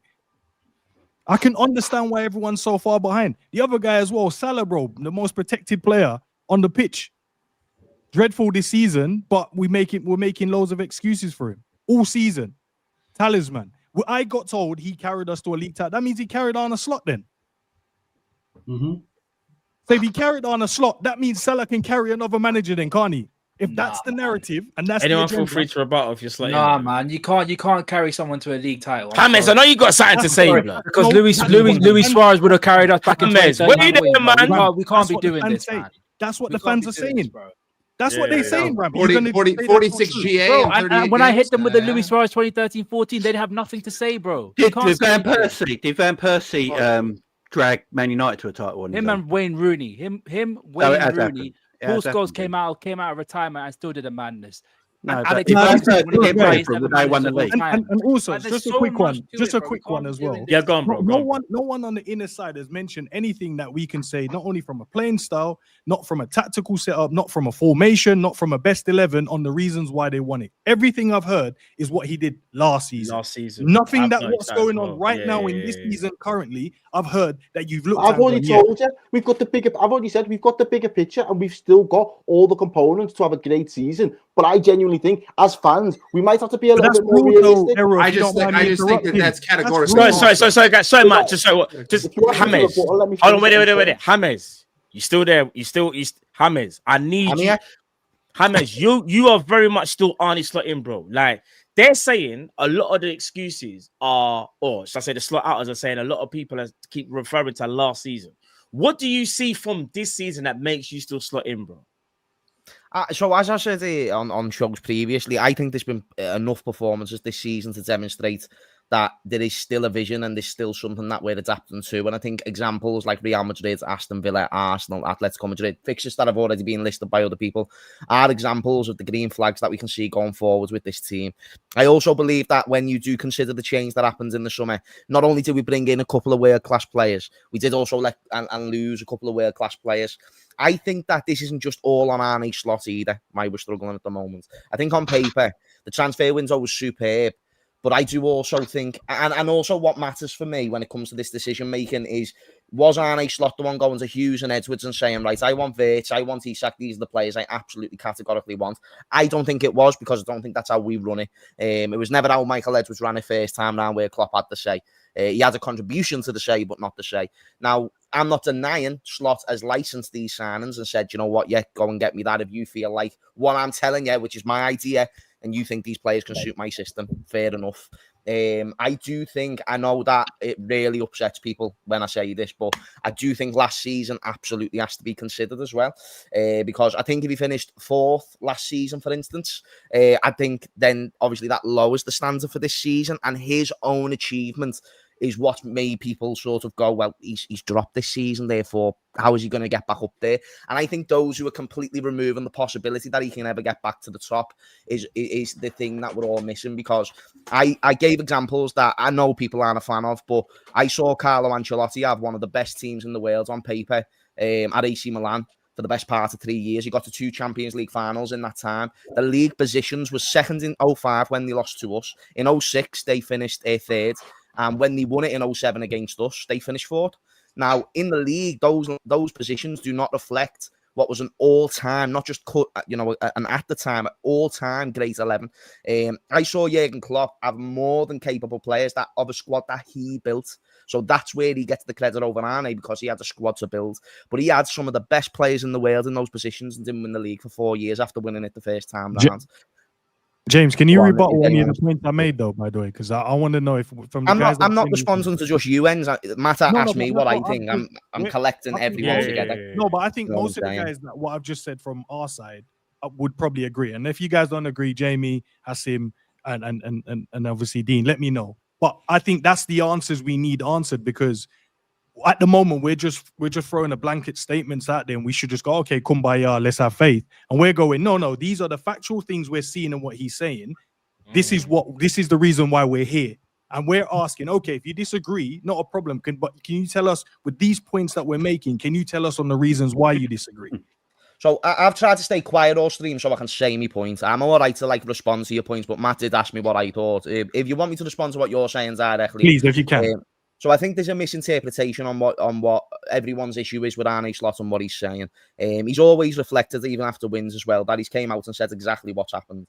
And I think this season, it's fair to say we've struggled with set pieces. Do I want to see him correct that? Absolutely.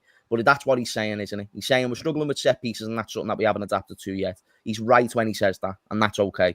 The red flag there is that he hasn't fixed that yet, and I completely understand that. Same with the long balls and how he talked about the style of play not suiting him. I interpret when he talks about that, he is simply speaking about a situation where he simply categorically just hasn't adapted to. Now, where me and Tom and maybe who Sam stands, we're saying he can adapt to that over time. You don't believe that, and that's okay. That's just a case of perspective. The reason why I believe he can is because he's demonstrated that he can be a versatile manager over the course. So, like, when you think about one specific style of play, I agree with Tom. I think he adapts to the opposition. He just hasn't done that well this season. So, in terms of your point about what he's saying in press conferences and how it's a red flag, it's not as much as a red flag for me, because I feel like he's just saying what's going on in the games, and that blank statement, sort of blunt way of saying it, is what makes it sound like it's an excuse and so on and so forth. I don't think he's used as many excuses as people have said. So this is just a case of perspective, ends. It's not a case of you're wrong or... No, I'm not saying if I'm wrong or right, but you know the games that you would probably say, you know, when he said tactically, he's shown you, right? And I agree, he has showed that in games. But the games that most people refer back to are games that he himself said he went against his beliefs. So even though you're saying these are the games that, you know, tactically shown you, the reason why I think he can change it are these. But then if he's then telling me, for example, the Man City game, most people will say it. Madrid, that's one of the best games.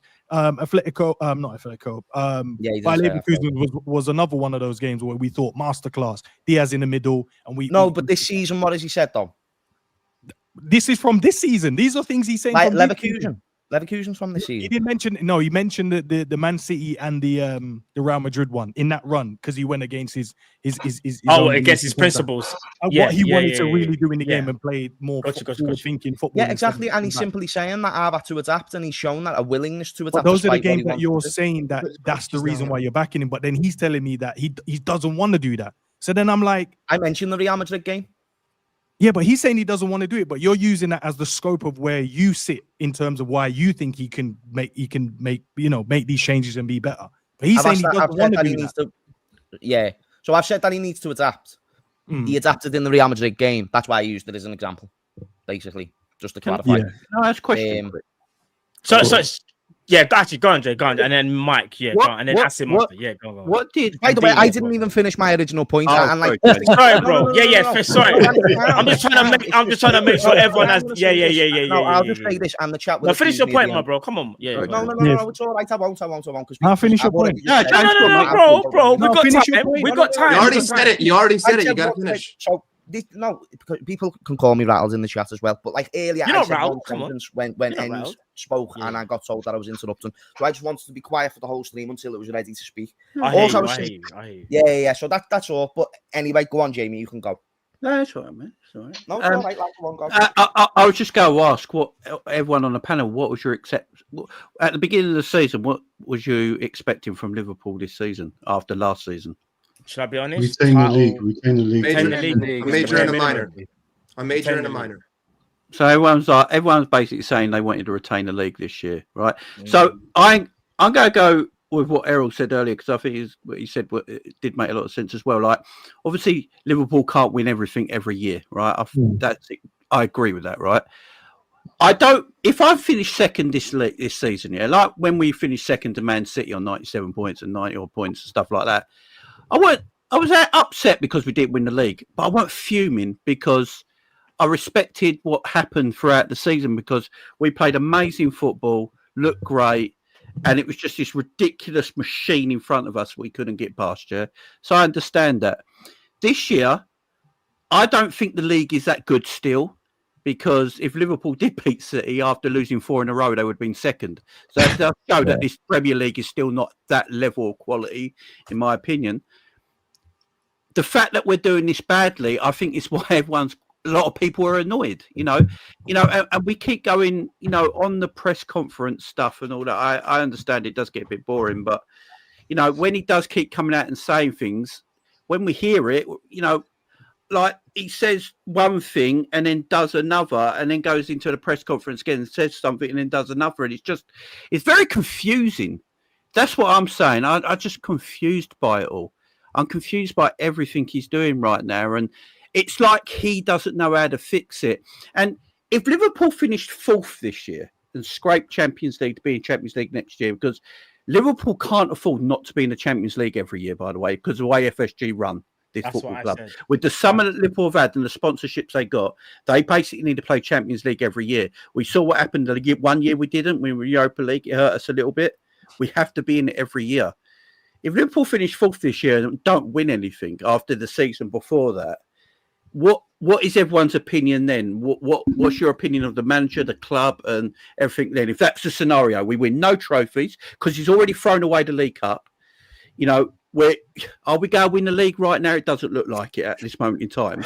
That's Champions League and FA Cup.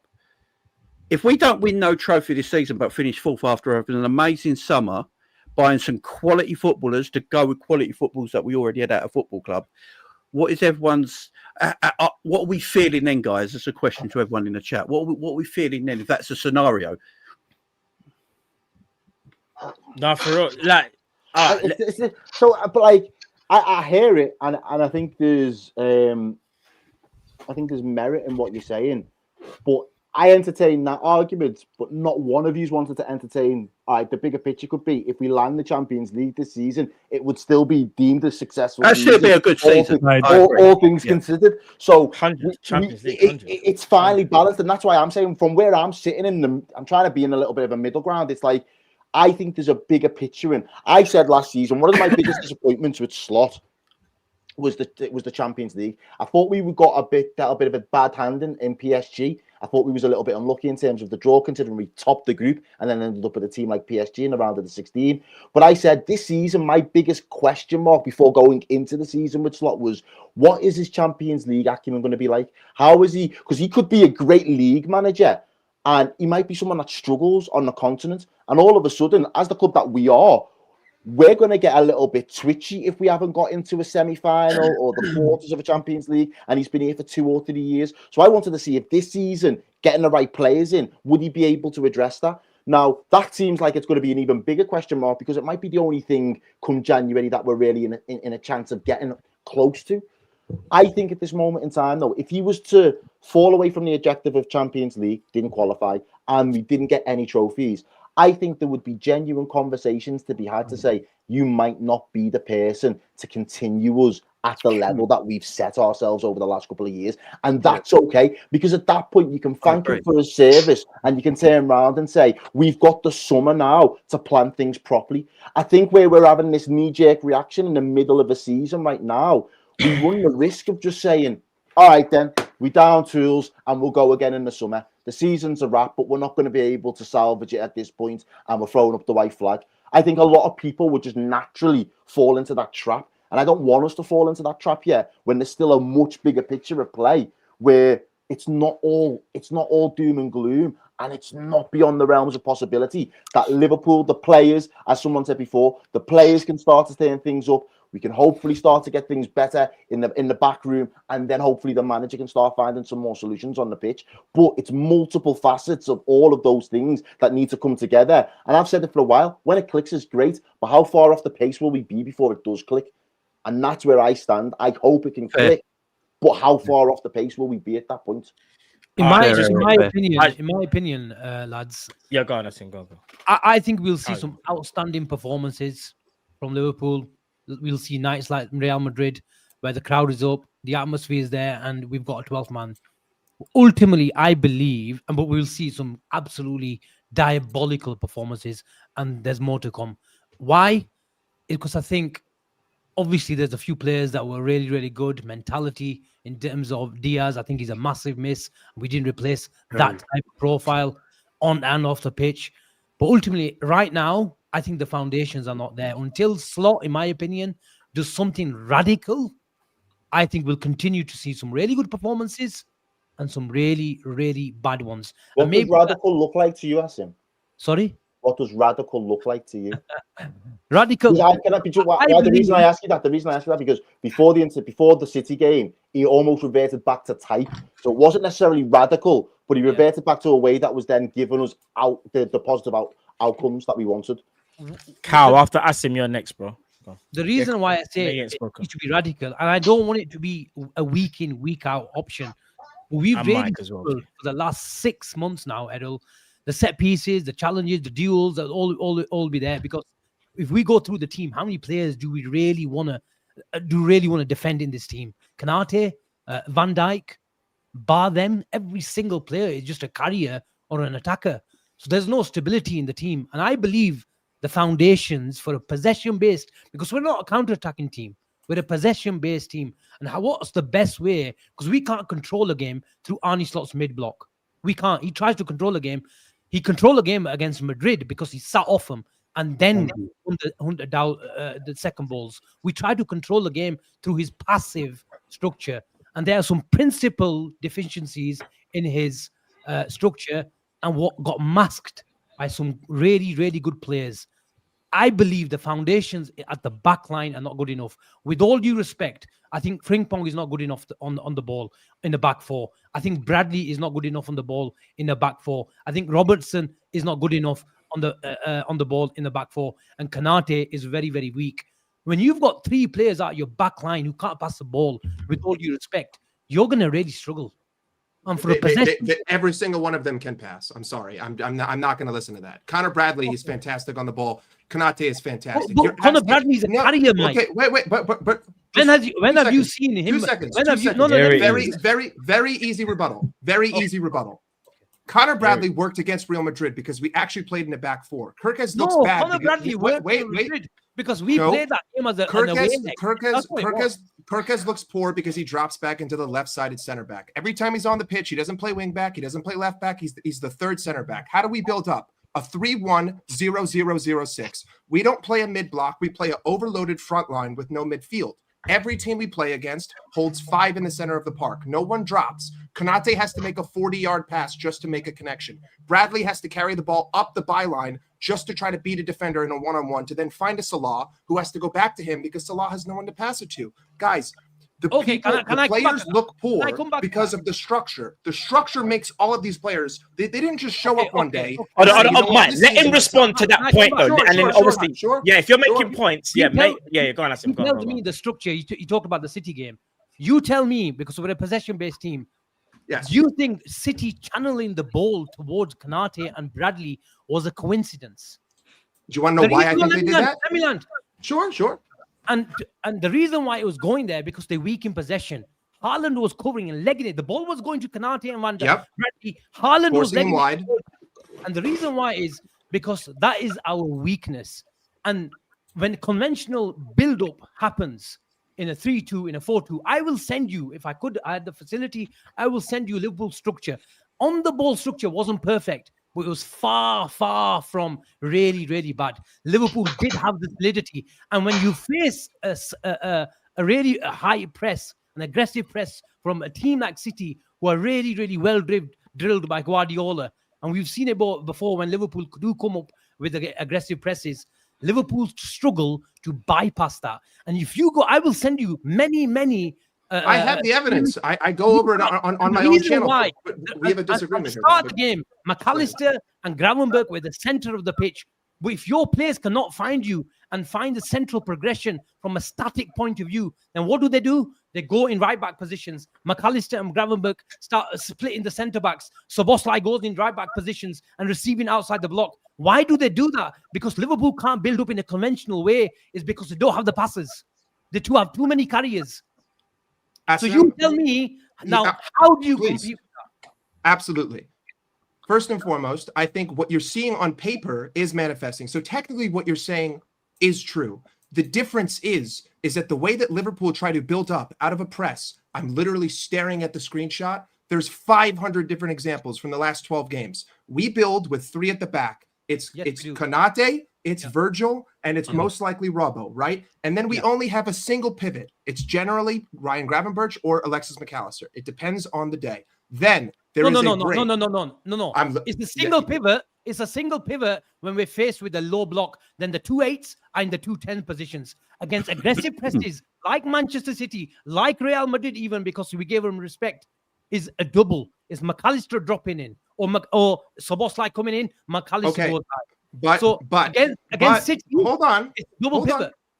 I mean, I could literally show you right now.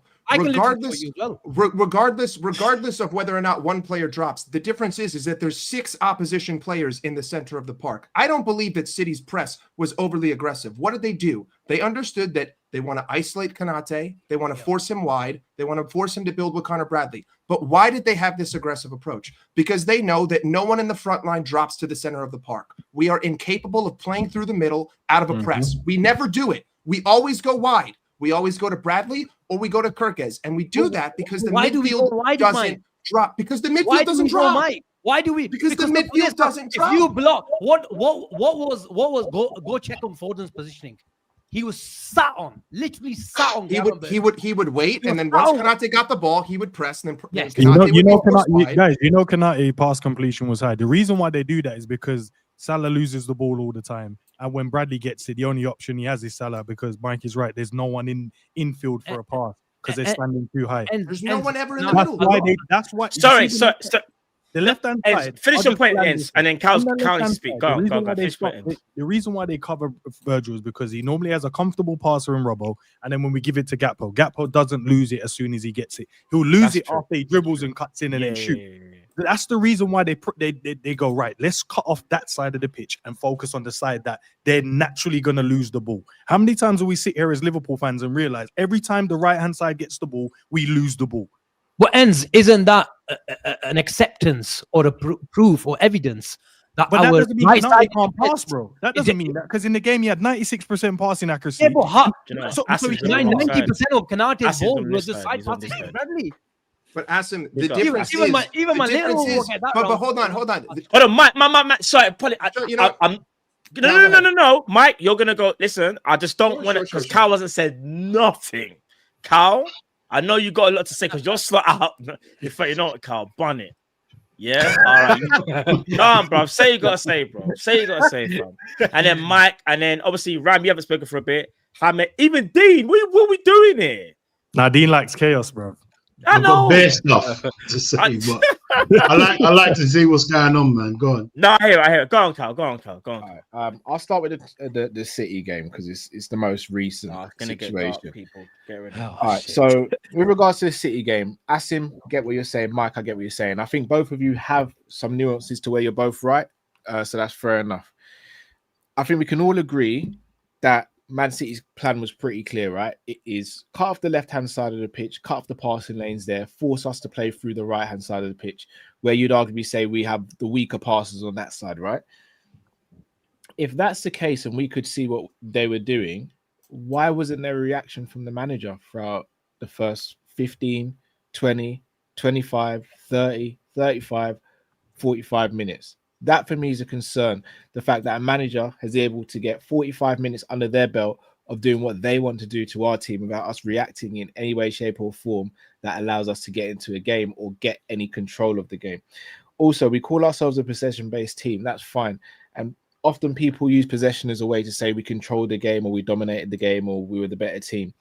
Possession for me means absolutely nothing if you do very little with it. Man City had less possession than us, but I think we can all agree on this panel here, they absolutely ripped us to shreds on Sunday. Man City played against Man United a couple of months ago and had less possession than Manchester United, and we can all agree they absolutely ripped Manchester United to shreds. I watched the Man City game, and I'm looking at it and thinking, right, Nico Gonzalez he's a good player, but I wouldn't think any one of us would say he's special. Phil Foden would all say he's a special attacking player, but Phil Foden was dispossessing players like McAllister. I was seeing Ryan Shirky, who was playing right wing, and you'd arguably say he's a central attacking midfielder, comfortable on that side of the pitch. Asim, I hear what you're saying in terms of we don't have the players or personnel who are great in terms of build-up play, maybe apart from Virgil. I'm not even going to really disagree with that. But if that's the case, Asim, why are we then trying to force the players to play something that's not good? That'd be like me telling Chris Wood to try and do what, say, an Isak does and trying to get Sergio Aguero to do what Chris Wood does. You play to the strength of the players that we've got, and that's simply something we haven't done for majority of this season and for the majority of 2025. So, yes, the Man City result for me emphasized and highlighted a lot of things because Man City was so devastating.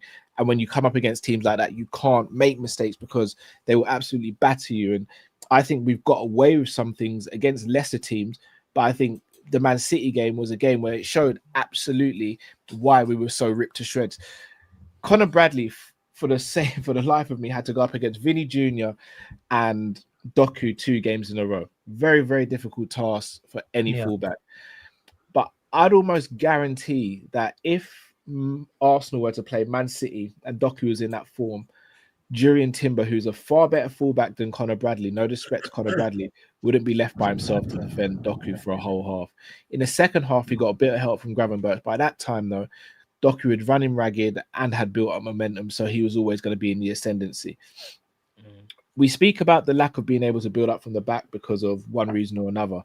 I've seen Man United come to Anfield and build up from the back against us. This is Man United. This is Ruben Amorim, who we've all, as Liverpool fans, ridiculed. Ruben Amorim has come to Anfield and played out from the back and been comfortable. I've seen Chelsea with a back four of Achimpong and Badiashile, if I'm not mistaken, build up from the back against us comfortably to the point where their players came out after a game and said, yeah, we knew these were Liverpool's deficiencies, so we just exploited it. I don't want to hear players coming out after games saying, yeah, we knew we'd cook Liverpool. In the same way, Man United fans lost their minds collectively when Slot last season came out and said, yeah, we came to Old Trafford, knew what we were going to do against these lot, and that's why we beat them 3-0. In regards to Arne Slot, for all of those who are Arne Slot in this panel and anyone else in the chat and anyone watching, etc., when you guys say he has the tactical nous to actually get us out of this issue, I hear where you guys are coming from. And I've always maintained, I don't think it's a lack of ability for him to get us out of this. I think it's a lack of wanting to get us out of this by any means necessary. When he says things like, we won the game, but that's not how I want to play, respectfully, all I care about is using the right situation to win a game. I'll change the narrative. Hammers, you'll probably relate to this the most because I know you're a fight fan. If I'm going into a fight with Floyd Mayweather, but I'm a pure boxer, you think I'm going to stand there and just try and do the pure boxing thing with Mayweather? No, I'm going to get my head in his chest and I'm going to try and hit him to the body. I'm going to try and make the fight dirty. But if I'm fighting a brawler, I'm going to pop him off with the jab and do what I need to do to win. That's called not being stubborn and arrogant in your way and doing what's needed to be done to get the win. And I don't think he wants to deviate from that, which is why I have a massive issue. In regards to 2025 as a whole, it's very easy for me to just say, yeah, we've lost more games than Man United. But if I'm going to add context to that, we played in more competitions in 2025 than Man United. And a lot of our losses have come in a clustered period. That's fine. But at the same time, when you look at the overall form of 2025, you look at from the first game of the calendar year, which was Man United, the 2-2 draw, when Trent down-tooled admittedly and kind of was playing against us, right up until now, that's an 11-month span.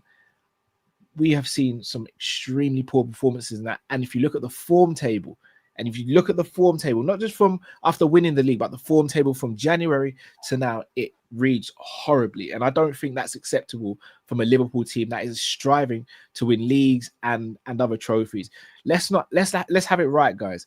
If this was any other manager who'd won the league and got the luxury of players, and forget about the spend, got the luxury of players that Slot has been given, we'd be sitting there going, they're 8th. We'd be laughing our asses off at them, saying the manager is incompetent. But because he's our manager, I feel as though there is a lot of leeway being given. And look, that's football hypocrisy. We all do it. I do it. I'm not even saying that you guys are wrong for doing it, but I'm saying we also have to call out the hypocrisy in ourselves and in our fan base before others do it. I came out after we won the league and I said, I don't want these players to down tool. I want us to go and try and reach the highest points tally possible. And I got ridiculed for it and I got told, you being a Debbie Downer and all that. And at the time I understood it. We just won the league. We just want to celebrate. But if I'm a manager looking at Liverpool's team, or I'm a player and I think, okay, you've won the league, congratulations, big up. But then you're going on a holiday before the season ended. I'm going to take that personally and think, how dare you think you can go on holiday? Next time I play you, I'm going to smash you guys to pieces. How dare you think you can just finish what's going on now? No. If I go and do a job, if I'm a plumber and I go to someone's house and I fix their sink, I don't just fix the sink and then leave. No, I've got to still pack up my tools. I still got to clean the work area that I use. And I've got to make sure the client is happy before I leave the house. I can't just fix the sink. And I've got to test it to make it sure it's going to work long term as well. We literally won the league and our manager is in Ibiza or wherever he was and our players are on holiday during a season, guys. All you had to do was wait a couple of weeks. Jurgen Klopp won the league, if I'm not mistaken, earlier than Slot did, if I'm not mistaken. The moment Jurgen Klopp won the league, we still doubled down and continued to play hard until the end of the season. And if I'm not mistaken, it is a bit of a different. We couldn't do fuck all. We was in lockdown. So the only thing you could do was put your head down and fucking carry on. Errol, I'm gonna be real with you. Jurgen Klopp, whether it's lockdown or not, we still play to the very last game. But that was the only example of him doing that was in lockdown. So it is different. No, but even still, when we've won other things with Jurgen Klopp, you still, regardless, we've seen it with Jurgen Klopp. No matter what the situation is, we play hard until the end of the season. I expect that from any manager who is managing Liverpool Football Club. In regards to the way we've used the player profiles, this is where my biggest issue is with Arne Slot. Whether he's got the players in he wants or not, everyone will debate that. I personally think he got the players in he wanted. So if you've got a player like Kirkes and you've watched him the whole season, bear in mind, I'm just a content creator just like you guys. If I watch Kirkes play, not once did I sit there and go, you know what would be sick? To play him as a part of a back three and just try and use him as build-up play. The moment the moment one of our midfielders get the ball or anything like that, I'm expecting to see on the, you know, when you're watching a game and you just see someone running at the other side of the pitch and you think, that must be the left back. I'm expecting to see Kirkes on his bike, getting beyond Gakpo, waiting for the overlap and waiting for the pass, because that's his strength. I am seeing so many players being utilized in a way that brings up their deficiencies rather than highlighting their strengths. And that's where my issue is. Yes, you've got players in the team, and yes, we've had a couple of injuries, but you can't ask players to play to their weaknesses and expect the best out of a situation. Konate, I'm not even going to sit here and act like Konate is amazing on the ball, but he's definitely not crap. And there's been multiple examples this season. In the Man City game, I saw Konate fizz it through to Salah a couple times, and Salah's first touch was off. In the game against Man United, it was a Konate who put Isak through for his one-on-one. We can't sit here and act like Konate is absolutely dead on the ball. Again, I'm not going to sit here and say he's a Virgil or a Matip or a David Luiz or anything like that, but we act like Konate is a scrub. Konate is not a scrub, but I ask you guys, in the same way Gravenberch ain't a scrub, if I've played at centre-back and I've played in midfield, played all three positions in midfield. If I'm a centre-back and I look up and all I see is a line of players who are my opposition, I cannot continue just to pass it forward because I'm the last man. So if I lose the ball, the attack straight on me. If my midfielders are hiding behind said block, I can't do anything. We saw McAllister play against Man City as a part of a single pivot. McAllister, for all of his fantastic ability, one of them isn't press resistance. One of them isn't turning on a half turn and pinging balls through the midfield. That's not his game. Nothing on him. So if that's not McAllister's game, why on earth are we trying to utilize McAllister there? It makes no sense to me. And then also, I look at the squad, guys, and in the summer I said we needed another winger, and I was told Rio's going to get a chance. When it comes to man management, especially youngsters in the team, they have to be man managed properly.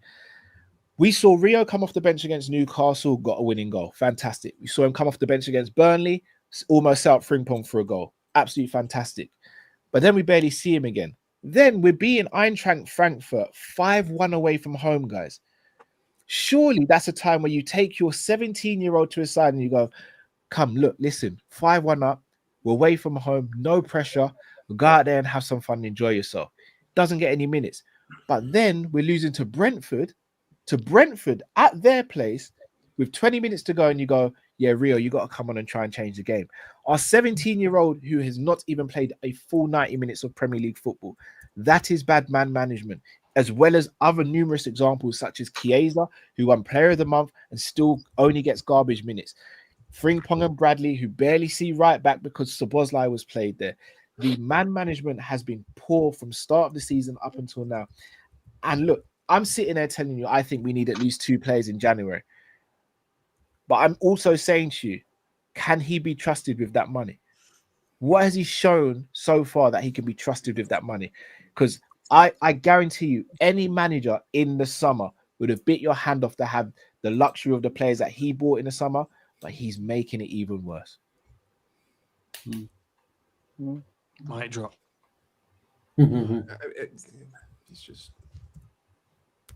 And on that note, I mean, that's it, ladies and gents. What more do we need to say? I just think that, like, between the two sides, those who are for Arne Slot and those who are against, I understand it, but I think the fundamental difference in perspectives is that you guys believe that you're watching football, and I believe I'm watching anti-football. Like, the results aren't even the biggest issue to me.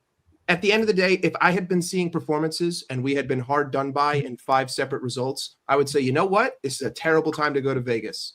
You know, keep your money in your pockets. Luck is not on our side. But every game from game 1 has been a continual regression in the style of play. There has not been a single adaptation made by Arne Slot. The day that I turned was Southampton, and we won that game.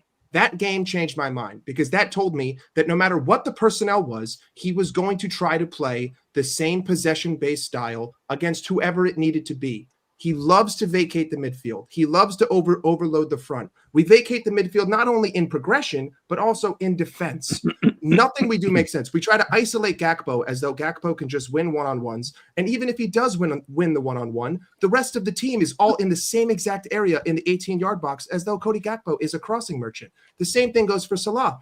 Salah basically asked, isolate yourself, get open, put the ball in the middle. Everyone's in the same exact spot. No one... We don't play through the middle at all. Nothing we do makes any sense in my personal opinion. And because of the fact that it's a continual regression, and it's the same things that I saw last season. I sat here after Brighton at home, the game where Mohamed Salah, we scored twice in a minute. We could not handle Brighton's press in that first half. Southampton, we could not handle Southampton's press. Arsenal away, we drew that game. Could not handle Arsenal's press. In fact, we went long more in that game than any other game I had seen in that season. Everton at home, poor performance. Everton away, poor performance. Couldn't deal with their press. All the signs were there. And the reason why I don't want to pinpoint individuals is because there's not a single new issue at this football club that has occurred because we brought someone in. Every problem I have seen here existed last season with the former players. Florian Wirtz has not added anything new to this whole equation. I vacated the midfield last season. Cody Gakpo for Luis Diaz. The only difference is that Luis Diaz would drop in and run with the ball for 50 yards when he needed to.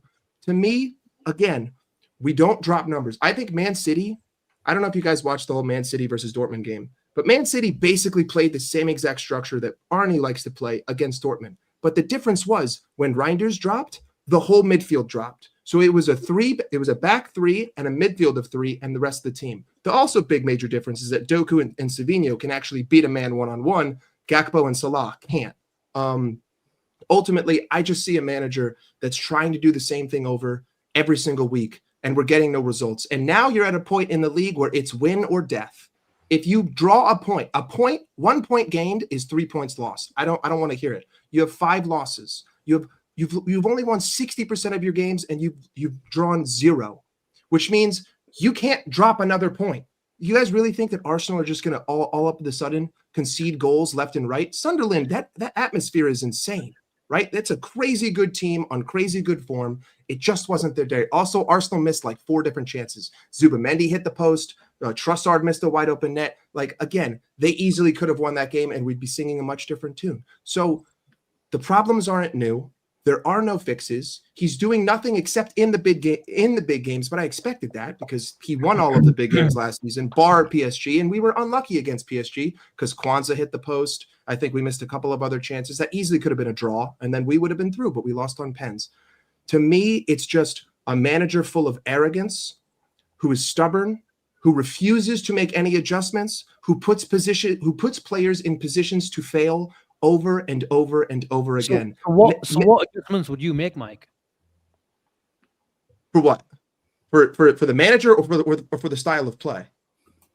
Style of play and personnel structure. I think a fantastic example of us dealing with the press is Manchester United away last season. In that game, at multiple points, we were dropping 7 into our own half in order to deal with the press of Manchester United, which was at some points 4 or 5. So we would outnumber them in our own half. And I believe in the quality up front. If I drop 6, we were dropping 6 and 7 yesterday on Sunday. Sorry. But if sorry, what did you say there? Sorry, we were dropping 6 and 7 in the first phase of play against City. but look at where they were. Yeah, it was like Look one at where they pressing were. after each other, bro. It wasn't like as a unit. It was like one would go and then he'll get passed around and the next will go. No, when we had the ball, I mean. Yeah. City parked 6 in the middle. Connor Bradley stayed wide the whole game. Andrew Robertson stayed wide the whole game. Obviously, Virgil and Konate are in the middle. And it was always McAllister and then a break and then Szoboszlai. So there would be McAllister, then there would be 1 or 2 City players, then it would be Szoboszlai, and there would be 1 or 2 City players. There's an infinite amount of different points of the game. I think it's like the 18th minute, the 8th minute, the 20th minute, 25th. We had the overload in the first phase, though. To me, again, it's not just about how many players you have. It's about where they are. If I have 6 players in my half, but they're all completely disjointed, what good does that do me? But it wasn't disjointed though. Personally, I 100% believe it was. I mean, I'm staring at a picture right now of 1, 2, 3, 4 players, 4 Manchester City players, and then 2 Liverpool players. So technically, Liverpool have. We can't go by still images though, Mike. No, 100%. We have to go by passing networks. Right. We have to go by average position. Asim, could I ask a question? That's where you have to go. I mean, I would love to play it, but I would love to play these for you, but we have copyright laws. I can't actually play them. I go by passing networks. I go by average positions because in any given game, to prove your point, you will find 1 or 2 still images that say, you know what, the structure. What if I find 40? What if I find 40? You won't find 40. Really? Can I ask a question? Can I ask a question then? Just the midfield 3 that started against Man City, Sobo, Grav, and Mac. Yeah. Who out of those 3 would you say is the strongest in terms of being press resistant? In verts? I change the question then. In press resistant. Yeah. The most press resistant is Ryan Gravenberch.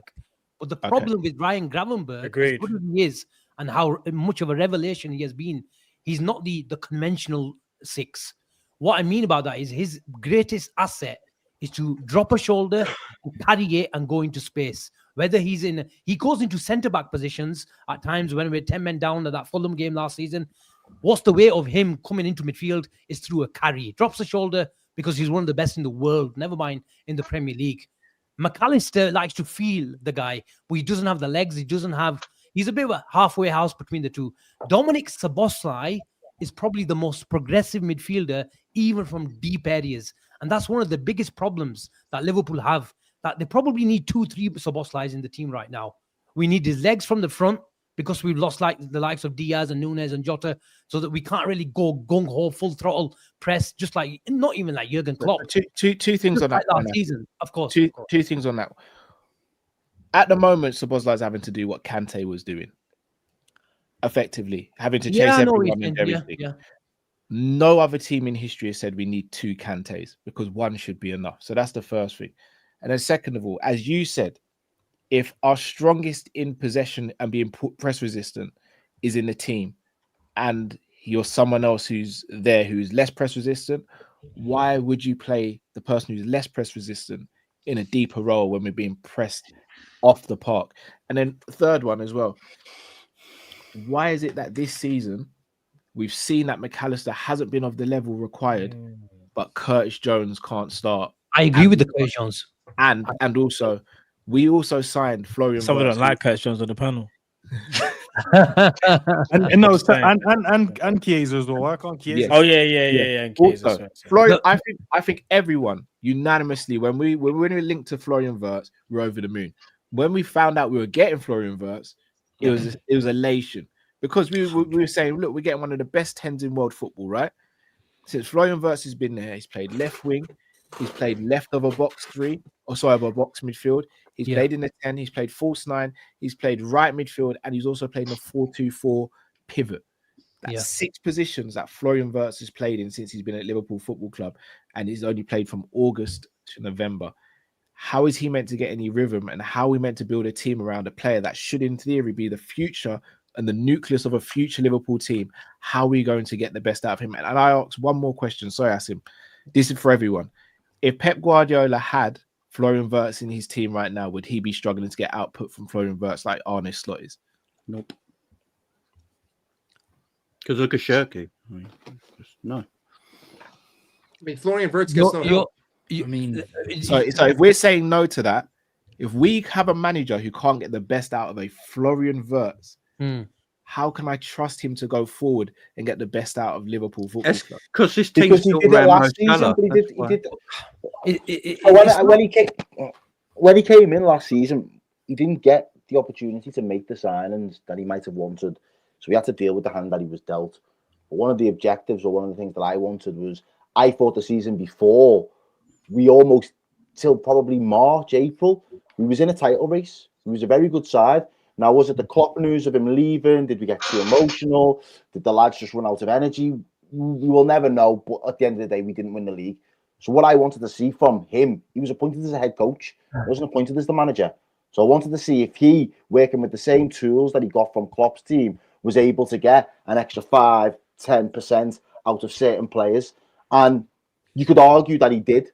Across a number of players last season. So that's why I do think now he's been given the chance this season to go and not necessarily him buy the players, but now that he's given the chance to have new players to work with. Again, it's another opportunity for him. Now he's got them. But go back to what I said before. I think his big mistake was trying to do too much too soon. I think he had an opportunity to say, right, where do I prioritize? And I don't necessarily think defensively he had to change all that much. The personnel may have changed, but you could have kept Robbo as a bit of a mainstay and phased him out over the course of the season, long term.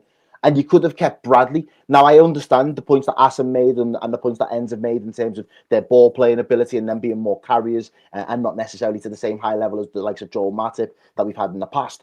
But I think defensively, the same structure or the same blueprint could have remained.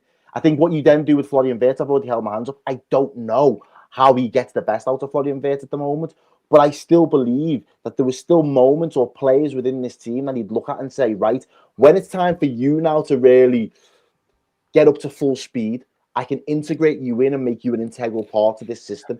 And I just don't think there's probably been a little bit of bad luck off the pitch, but I just don't think he's at a point now where he looks, and I think like Jamie said, I think he is deeply confused. Because he's damned if he does, he's damned if he doesn't at this point. If he reverts back to type and we have more results like the City game, more people are going to say, like Asim, he needs to do something radical.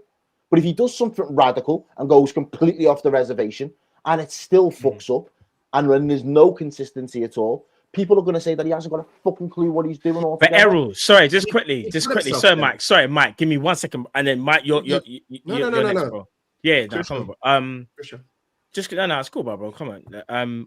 What I want to say is this though: if you're saying that the manager's confused, but the people that are saying Slot out, that is kind of mad though, because it's like, so you're saying the manager's confused, but then we're supposed to trust the manager who's not too sure what he should and shouldn't do.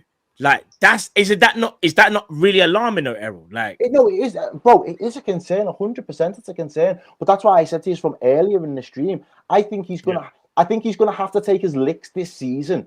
And he's going to have to use, given the form where we're currently at, the Premier League as the teething ground to say, right, how do I rediscover the way to approach most Premier League games? All right. So what I was, sorry, just to kind of like answer that point. This is why I think the reason why there's a lot of even slot out, just to kind of put it like this year.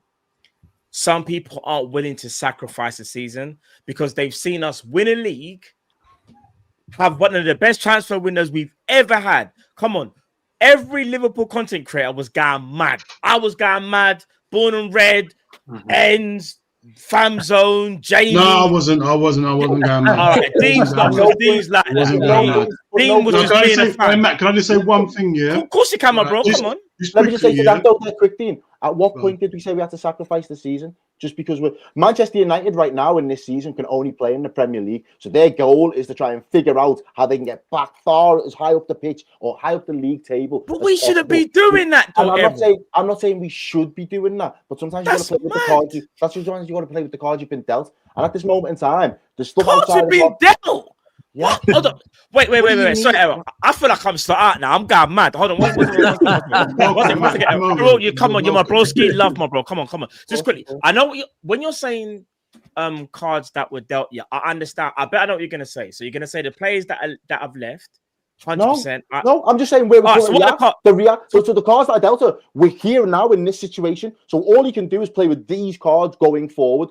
So if we're looking more forward now as solutions and how do we fix these problems? But everyone wanted these cards, Errol. $500 million worth of cards, by the way. But we wanted these cards, though, Errol, fam. We did, of course, we wanted these cards. But what I'm saying is, we're at a point now where even though we wanted these cards, the reality in terms of the outcomes have not delivered what we wanted for ourselves. So now we've got to look at it and say, all right, then, do we consolidate this season? Last season, when Jamie asked the question before, what was your expectation for this season? Yeah, and we all said, right, we want to go on a win. Last season, the majority of us, again, I haven't streamed with all of you, but I could imagine the general consensus last season was as long as we get top 4 and push for some.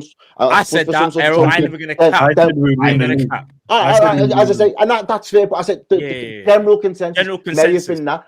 Come November, after the Madrid game, after the City game, everybody then said the cards we've been dealt now looks like the league's on. Let's go fucking win it. So then we went out and we went and done that. So at in saying that, there's got to be a bit of realism where you can say, right, we expected something big. At the moment, it doesn't look Premier League wise that we're going to be on for that. But it doesn't mean we have to throw away the season in order to say that it's absolutely a write-off. There are still things in the bigger picture that Liverpool can still strive towards.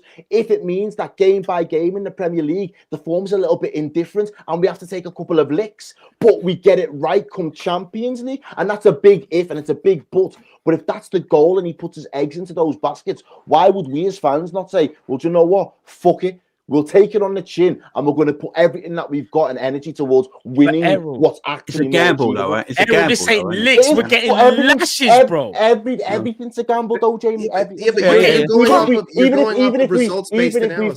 Even if we threw it away now and said, right, get rid of Slot, getting the next guy in to try and salvage the season is a gamble. So we're already at the gambling table. We're already at the table gambling. I hear what you're saying. I hear what you're saying. What it is, though, and again, remember, a lot of Liverpool fans, are known. We're just known for winning. We are known, like, historically. And don't get me wrong, even in the club area, we won't win it all the time. But obviously, there's context there. He had to basically get rid of a squad and gut that squad and get to where he needed to be. And he came up against one of the best sides in Premier League history.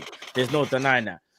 But what I struggle with, is that I'm not taking anything away from the manager because I am forever grateful. He won us the league last year. Like you said, I didn't even know who the manager was. Bro, I didn't know who the frick he was. And then you're winning me a league. I said, yo, this is crazy. But on top of that, now the expectation goes for the roof because you've won the league. And not only that, we've gone and now had arguably our greatest transfer window of all time. Now, I understand, Errol. We're not going to win every game. Like, it's just not going to happen, innit? Like, the Premier League has gotten tougher. You got teams like Sunderland that are causing even Arsenal problems, right?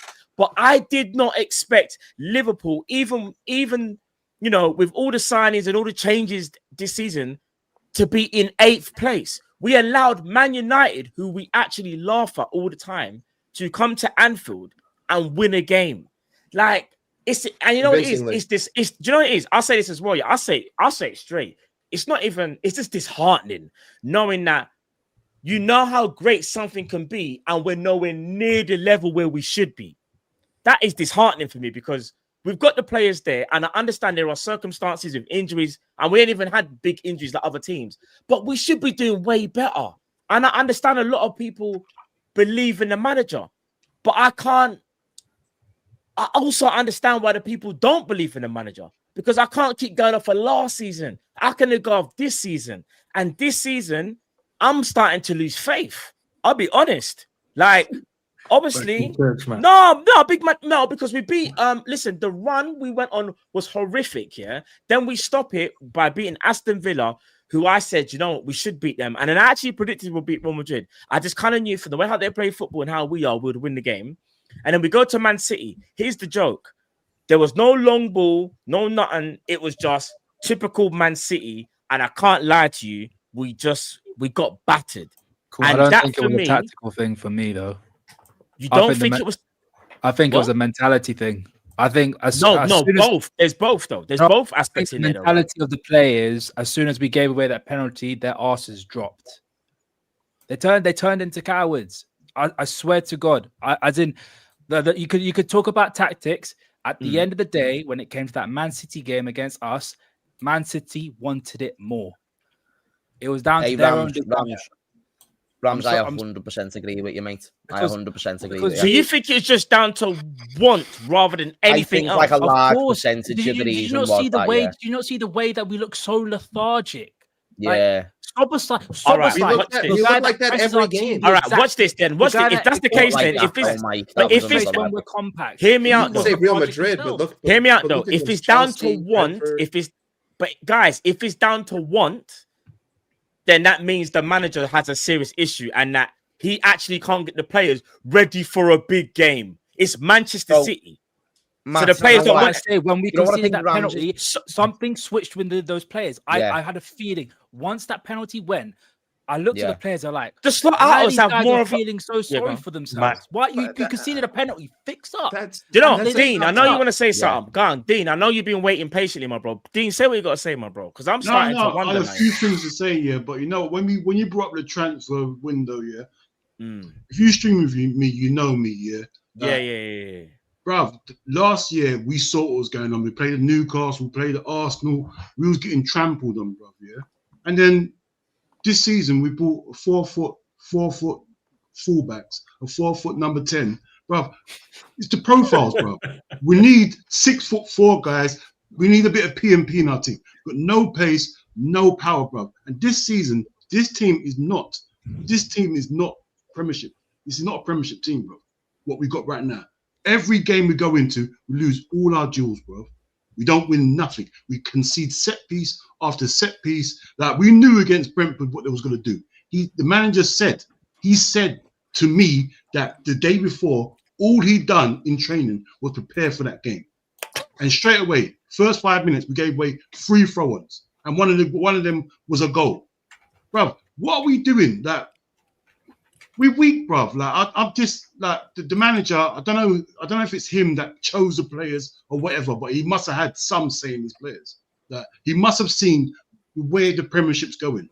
The Premiership's going to, like, you see Arsenal this season. You can't bully Arsenal. They're cool. I'm about to bounce, Dean. Do you know why? I think you might be right, but I think we might have been too far down the path. And this is the last thing I'll say before I jump off the stream, lads. When we didn't buy no one last year, I think we started our approach for the players that we wanted to buy in a particular blueprint from last August onwards when nobody came over the line. So I think we had already earmarked players to play in a particular system. And in real time, the league was starting to go not a completely different way, but it was starting to be a bit of a sliding doors towards a different style of player. So all of a sudden, we've put in the legwork to identify players that we want to take us forward when everybody else is identifying players and bringing in systems and styles that's taking the way the game's being played to a completely different end of the spectrum. So I think we'd already done that legwork months and months in advance. And then when the opportunity of a Verta rises itself, you think, well, fuck it, we'll buy him and we'll figure it out along the way. And I think this is part of figuring it out along the way. Yeah. And it doesn't always make for pretty viewing. And Liverpool, everyone kept going about FSG before, about being shrewd business people. They haven't bought these players for a 1-year return. Yeah. They bought them over the length of a 3, 4, 5-year contract. So they're expecting to get the best out of them over a sustained period of time. Look at Rodri at City. First season, you think, is he all right? Is he going to be at the level? Will Pep get the best out of him? And you know what? 12 months on, he was one of the best fucking midfield, winning Ballon d'Or level of midfielder.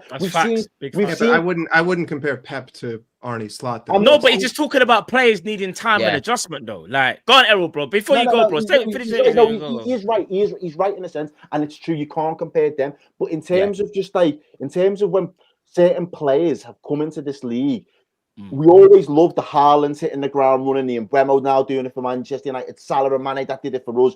But there's a much bigger portion of players that genuinely take a little bit of time to get up to speed. Errol, can I give you a good example? Go for it, Rams. People talk about Xabi Alonso. When he first came to the club, he wasn't the Xabi Alonso people thought. Yeah, true. Ram. No. I don't know, bro. When he first came to the club, He was injured for 3 months when he first came. He wasn't. No, the he Xabi was Alonso injured, that we and all then remember. No, The best Xabi Alonso came back in Injury 2006. came against 07. Chelsea. Yeah, injury wasn't when he first came to the club. Xabi Alonso. Xabi Yeah, Alonso Xabi hit Alonso. the ground running, you know. Such that 10.7 million. Bro. You're telling me that Or Xabi 11.4. the best But Xabi Alonso 10.7, we saw of him was Look at a some of the couple of best seasons players. down the line. Look at some of the best players, apart from Van Dijk, Mane, and Salah. Some of the I know, best they players in the need that stock kind system, of- He needed that time. So that's why I could that say time, I innit? feel like he's done too much too soon with certain players. And the long and short of it is, it might not always be a smooth ride. But if we're looking at this thing from a longer term perspective, I still want to implore people to think there's still plenty to play for this season. And if we down tools thinking, actually, do you know what? It's all fucked and there's no point, then why are we turning on the telly to watch Liverpool Football Club? Do you get it? Like, why even try and back the team? We're addicted. We're addicted. We're in too deep. We're way too deep.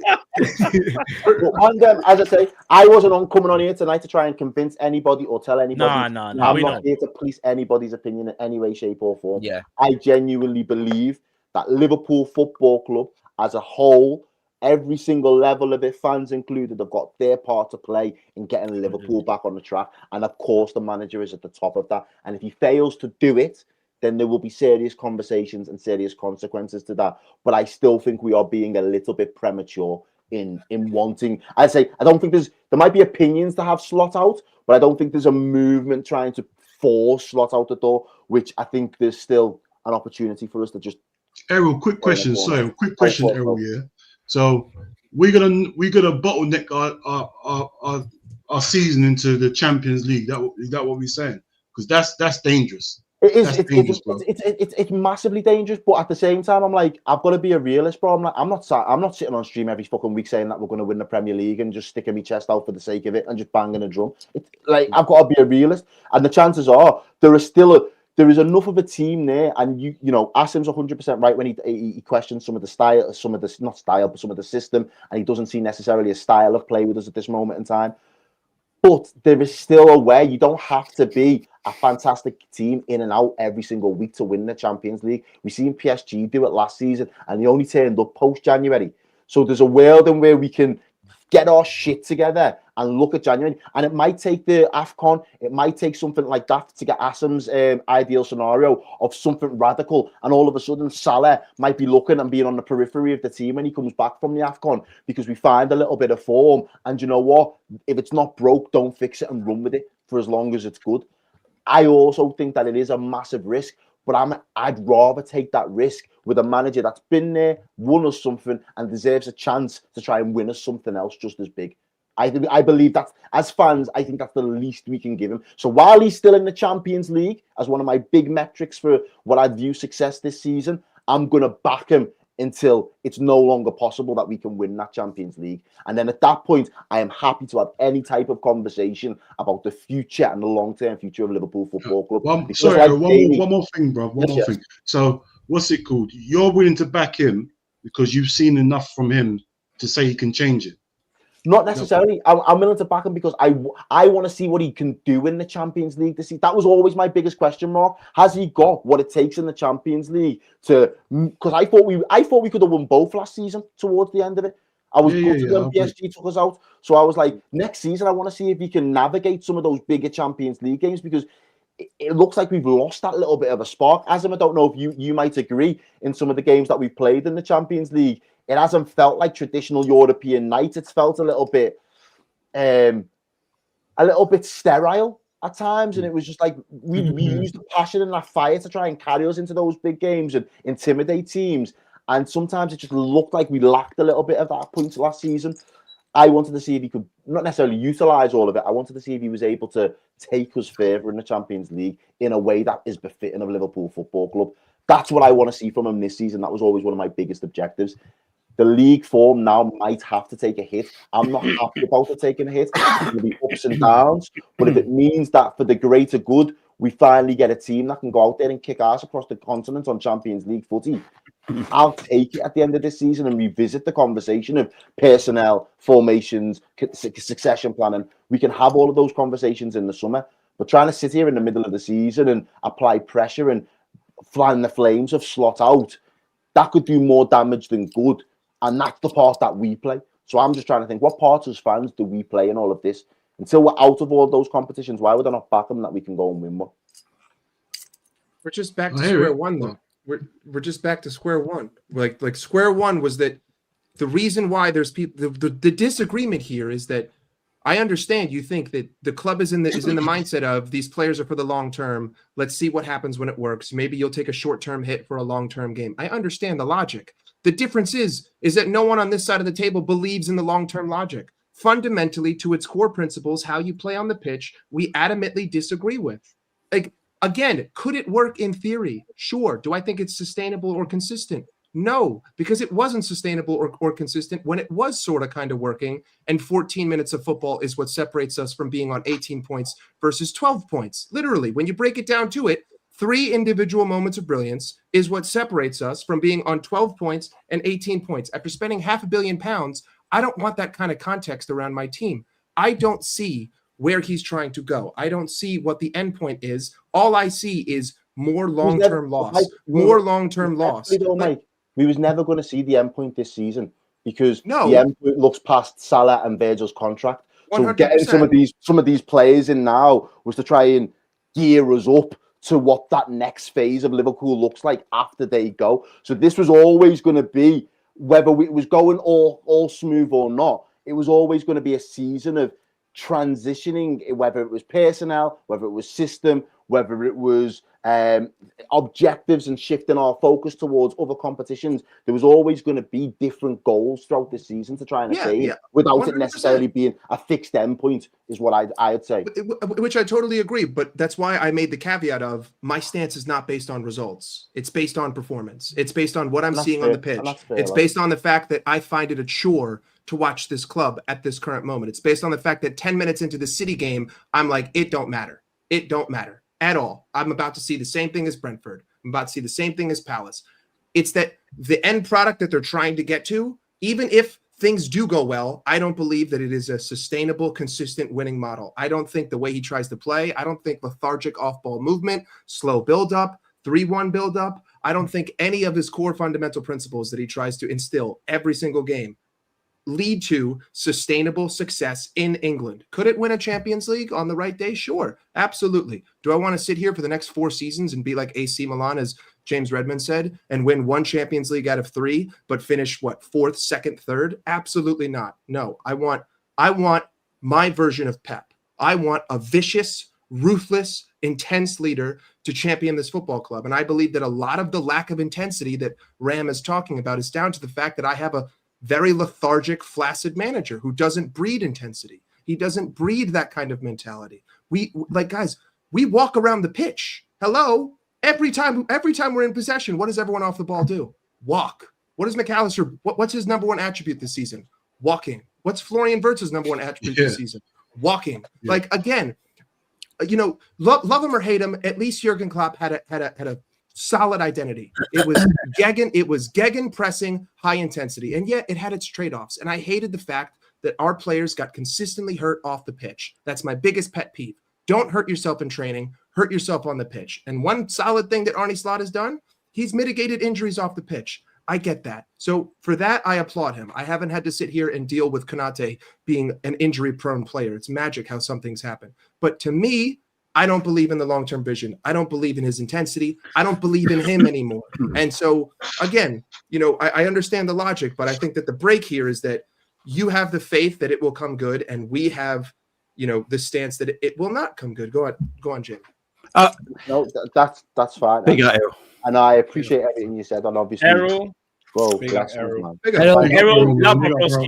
Good night. God bless everybody. Big up the panel. Bless them, man. As well. My broski. Once again, my bro. The long-term plan with Liverpool going forward has got to be a Liverpool team that is not built around Mohamed Salah.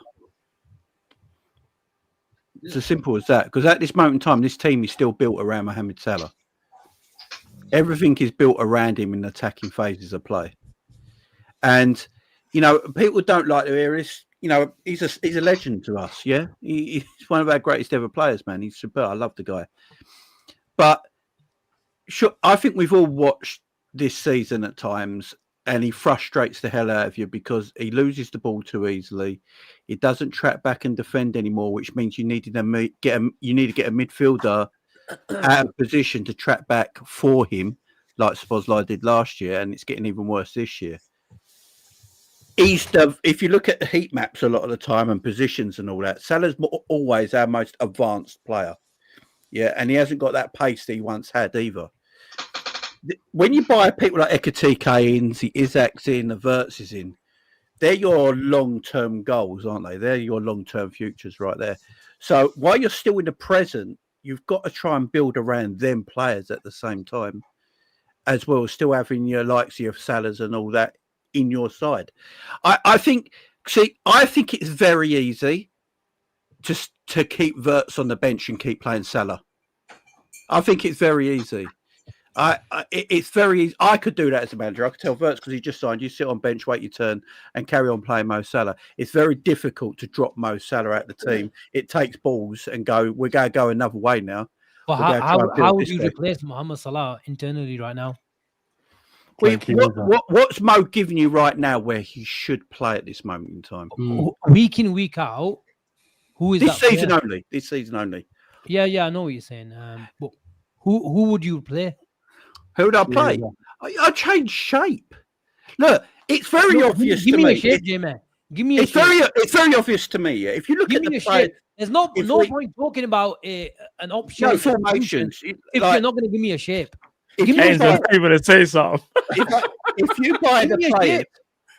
the players that we bought, you bought the players we bought this summer. You got the players you bought this summer. Crash it on some. All the players we got this summer. Give me a shape, bro. Are free at the back players. They'd all work better at free at the back players, right? Okay, so you're going to play Gomez week in, week out, yeah? No. Hang on, let me get to my point. We bought Giovanni Leone, yeah? Unfortunately, he got injured. We were trying to buy Mark Gay, yeah? And Konate was staying because he wanted to keep Konate and obviously Virgil. You got people like Frimpong, Kirkes, yeah? You got people like Wirtz who played in a system that played a back three most of the time. Yeah. If you look at the summer signs, that tells me he might have had a plan to go to that three at the back, or have some way of playing that three at the back that implants them to players. You can't do that now, obviously, because he didn't get Mark Gay through the door. There was a reason Mark Gay was coming to Liverpool. Mark Gay always come out and said like game time's the issue but he was obviously going to come. He wanted to come. No one else was going out. I think there was a world where maybe Slot wanted to play three at the back this summer. No chance. But I look at the players we got. He's got to change. No chance. Would you say though the players he bought this summer all sort of suit more of that system? I see what you're saying with the fullbacks. I see. But how can you go from a 4-3-3, a title-winning 4-3-3, and completely don't buy these players in? Because it's not working, I think. No, but to Jamie's point, Jamie's saying he feels like the squad was built for three at the back. Even I don't agree with that. I think what it is, though, I think it's more hindsight. It's more hindsight. Look at the players and go. They're all profiled to play. No, but Jamie, your original point was when we brought in these players to play three at the back. If I'm not mistaken, that's what you said. We already do that in possession, so I don't understand what is the whole hiccup here. No. So what I'm saying, sorry, go on, bro. Jamie, this is what I mean. We're a possession-based team, bro. We should have been. We play four at the back on paper. The moment we get it, Arne Slot's principles at three at the back in possession. So why do we need to play an extra defender? And it's a suboptimal formation. Ultimately, the best teams in the world play 4-2-3-1, 4-3-3. We can still play three at the back when we got the ball. But that's the problem is, where I agree with you is Mark Gay, and I tweeted it about a couple of months ago. The moment we didn't get it is because he was such a good player. Those days of playing flying fullbacks, and when we bought these players, I was confused about the profile of the player, is because we don't have Fabinho, Wijnaldum, Henderson, Thiago, these types of players, a pedestrian protection, not really good technical hoovers as well in some of them, especially like players like Fabinho. So we couldn't play what Klopp had. He had Matip and Van Dijk on the halfway line. He had Trent and Robertson effectively as wingers, and then he had three players up top who were magic, and he had three players protected and controlled the game. we can't do that anymore is because we don't have the three midfielders who are still got attacking instincts in Gravenberch, McAllister, and Szoboszlai. So we can't play effectively flying fullbacks, whether it's in the 3-5-2 formation. I get it. It suits Kirkes and it suits Bradley more. But the fact that when we didn't buy Gahey, we just don't have the centre backs. That's why I'm going back. That's why I'm saying we can't do it because we didn't get Gahey. But if we had any plan, Jamie, I still think we would have tried it in some preseason game. I still believe that. But I don't see why the manager should have completely overhauled the whole system, which won us the league.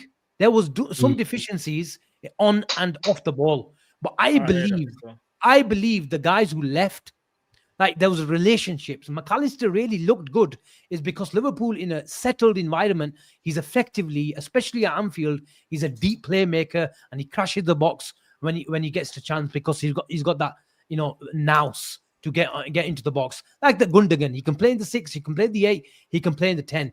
But what protected him is Dominic Szoboszlai from the number 10 position. What protected Salah is Dominic Szoboszlai from the number 10 position. Yeah. What protected McAllister is Diaz tucking in and coming in central positions and winning those duels and carrying the ball and making us go 30 yards up the pitch. And in defensive areas, we can talk about how average Trent was defensively in terms of 1v1 duels. He wasn't the worst. He was nowhere near the best, but he was average. But the irony is, Trent, in terms of structure, and the moment we lost the ball, it made us better compared to someone like Bradley. And what I mean about that is Bradley or Frimpong cannot impact the game from a static position because they don't play that ball in midfield. How do they impact the game? Is they run and be the driving the ball. Yeah. They be the intensity and movement around our creators, in particularly like Mohamed Salah. But there's no dynamic on that right hand side now where our right back, right side midfielder.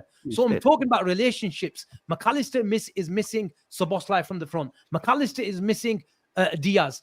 Kanate and Trent was a brilliant partnership. Why? Is because Kanate's on the ball responsibility wasn't great because Trent masked that problem. Generally speaking, Van Dijk masked Robertson's on the ball problems. Generally speaking, whether he was an attacking fullback or whether he was a third centre back. But the problem now is our build up on one guy, is Virgil van Dijk.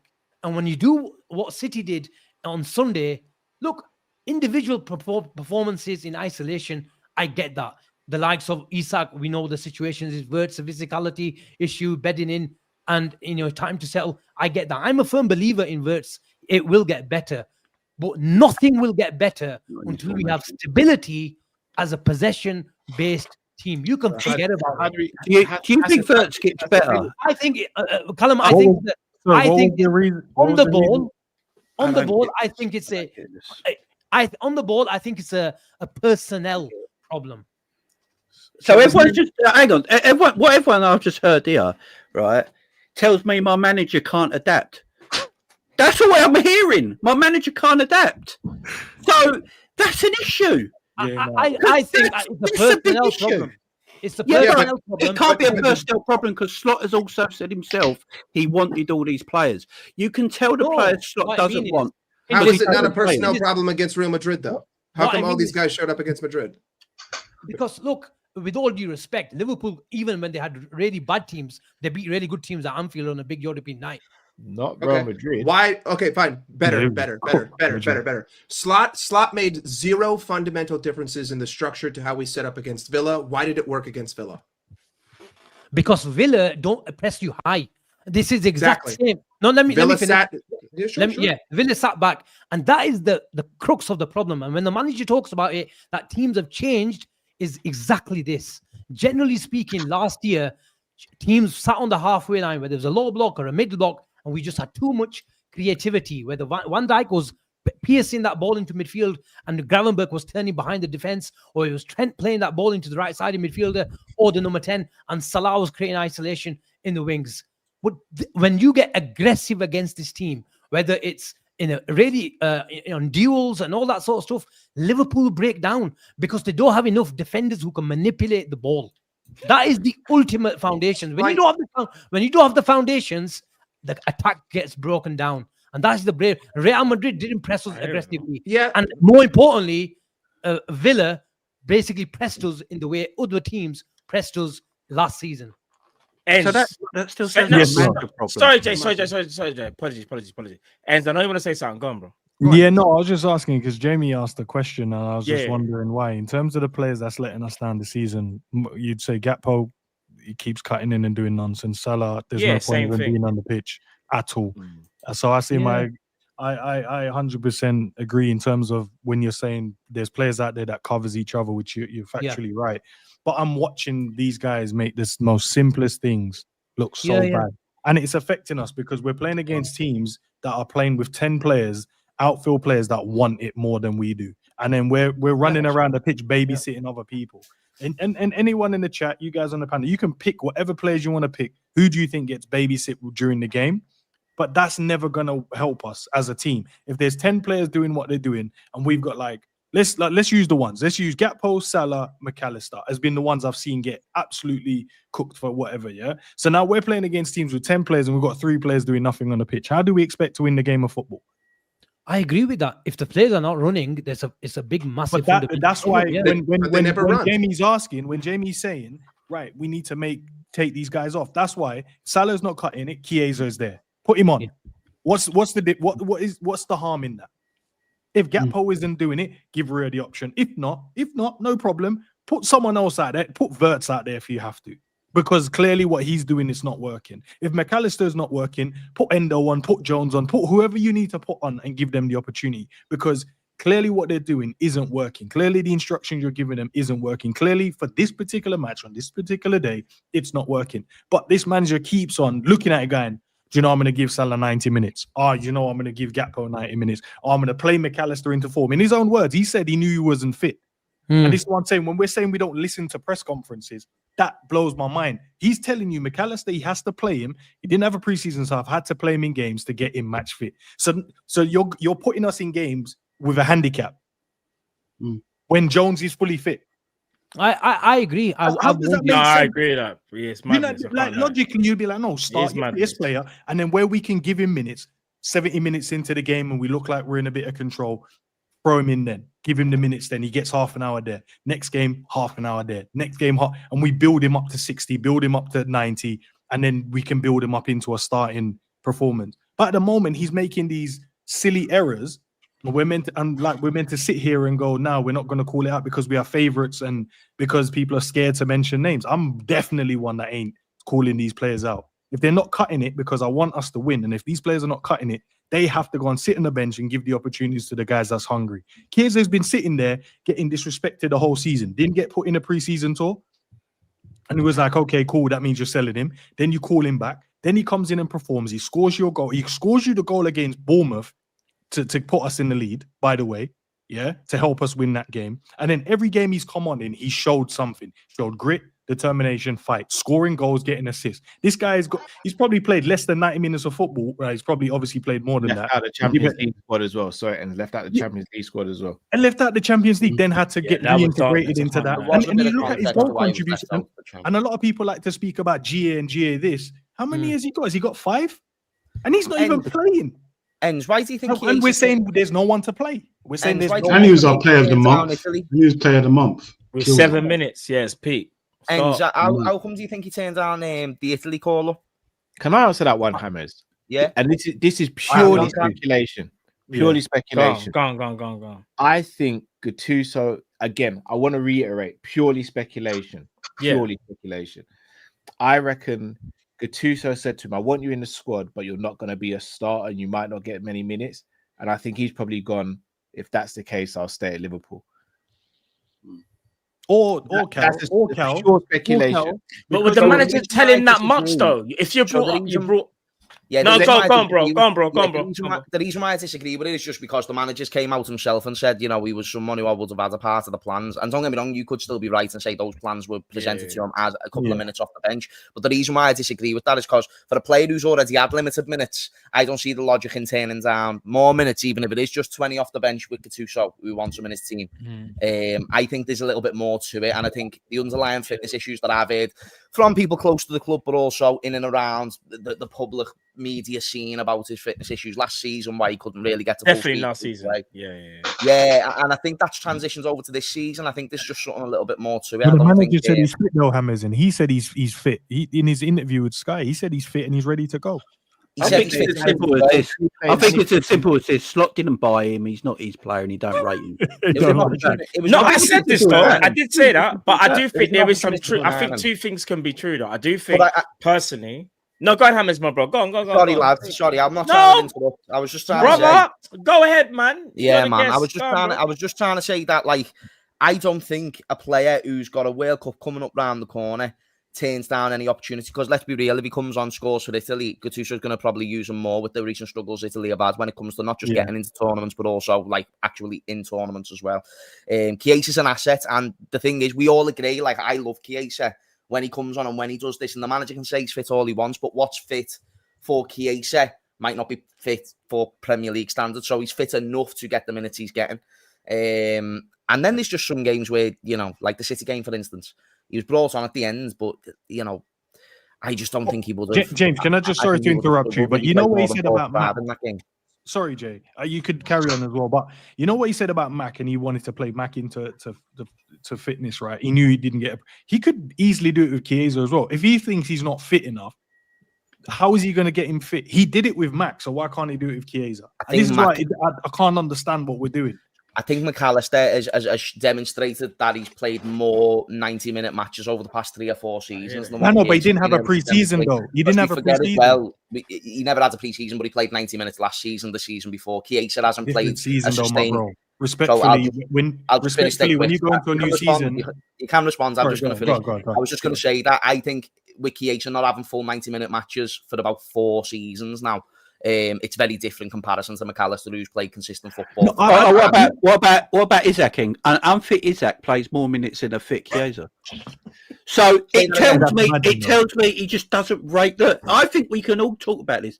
At the end of the day, I think the manager just doesn't rate Chiesa, and that's why he doesn't play. I think it's as simple as that. I think it's as simple as that. It can be a bit of both. He comes on and he does what we want. He comes on and he fights. He comes on. Not a Slot signing, bro. That's me being honest. I don't think we don't even have to do that, James. If you're going to run this, whole it's a World Cup season, and he would want to get minutes there, well, then I could just flip the coin and say, well, he hasn't been able to get into the side. The side's in poor form. He would want to show his commitment to the club by saying, no, Liverpool's more important. I want to be here. I want to get into the team. I could run the same narrative. So we're all making decisions for Chiesa here, aren't we? We're all saying. I don't want to speculate.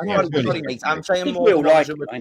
I'm saying more the ones who are trying to say, you know, the manager's disrespecting him and this, that, and the other. If the manager's disrespecting him, I'd want to try and go to an environment where I'm respected. And Gattuso seems to clearly respect him because he calls him up for every single international duty, and Chiesa turns him down every single time. So I just think if he's being so disrespected, he would be desperate to get out of that situation. Well, He'd be going on get involved, you know. He'd be going on international duty, and he'd be saying, "Listen, I'm not getting minutes at my club, and I'm getting minutes here. I'm buzzing to be back with my country. It feels like I'm at home again." You know, these are things that players do in the media, and you can say that might not be Chiesa's character, but I think a player who's 28, who's 28 years of age, who's desperate for minutes, and thinks the way you're thinking. I'm only going off your logic. You're all saying he's disrespected. He should be given 90 minutes. Chiesa's not saying these same things, and he's turning down more minutes. So I just think there's a little bit more to it. Really quickly, and James, this isn't aimed at you. Obviously, this is more aimed at Slot. Obviously, regarding Chiesa. 2 things on that. Then, 1. Why didn't we get another winger in the summer if we were concerned about Chiesa and Slot wasn't utilized? And then 2.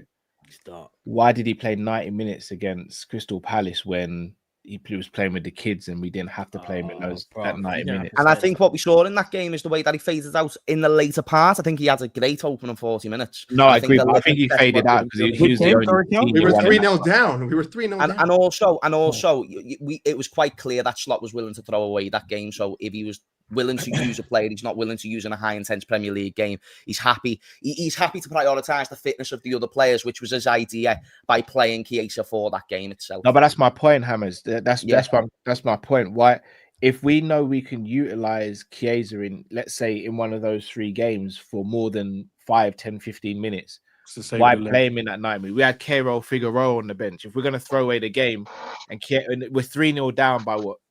Even if we're 2-0 down with 20 minutes left, for me, I'm taking Chiesa off then and I'm protecting him so that for the betterment of the squad, he covers Gakpo and Salah. If one of those gets injured or one of those hit really bad form, I should be able to call on Chiesa. The whole Chiesa thing just doesn't make sense to me. And you might be completely right, Hammers, in terms of the fitness issues and stuff. But even the way we utilize him still shows inconsistencies in the treatment of him. And again, I go back to the original point. If we knew he had these fitness issues, why take the gamble? Why not go and get another winger, especially when you're other winger?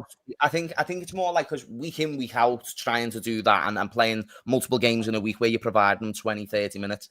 I just don't think that's something Slot feels he's attainable to do. And to be honest, I only really saw a great 20 minutes against Crystal Palace, and even great's a bit of a stretch. I thought he was good for 20 minutes, and after that, he was fantastic against. He was the only guy who was willing to move off. I agree, but I think he created Florian Wirtz's fantastic. When he his off-ball movement is what made Florian Wirtz's first assist at this. I'm not denying that. Without Chiesa, that goal does not. He's the only one. He's the only member. Big out, Jamie, bro. Love my broski. See you tomorrow, bro. See you tomorrow. Love my bro. Big out, Jamie, each and every time. He's the only guy in the front 3 who I have seen consistently actually try to drop and create space for someone else. He's the only one who puts the energy out there to draw defenders, to keep central defenders in the positions that they are. Mo doesn't do that. Ekitike tries to do that. Wirtz doesn't do that because he's not a left winger. Gakpo doesn't do that because that's not his job. So again, like there is no other explanation to me other than Slot does not rate the guy. Everything else is pure speculation. All we have is what are the actions and how can we analyze it? He's played 90 minutes. He can.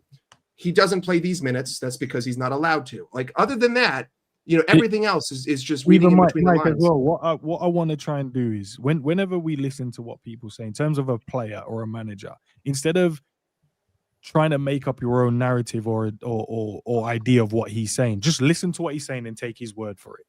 Because other than that, it's nothing we're going to then add or make up is going to be factual.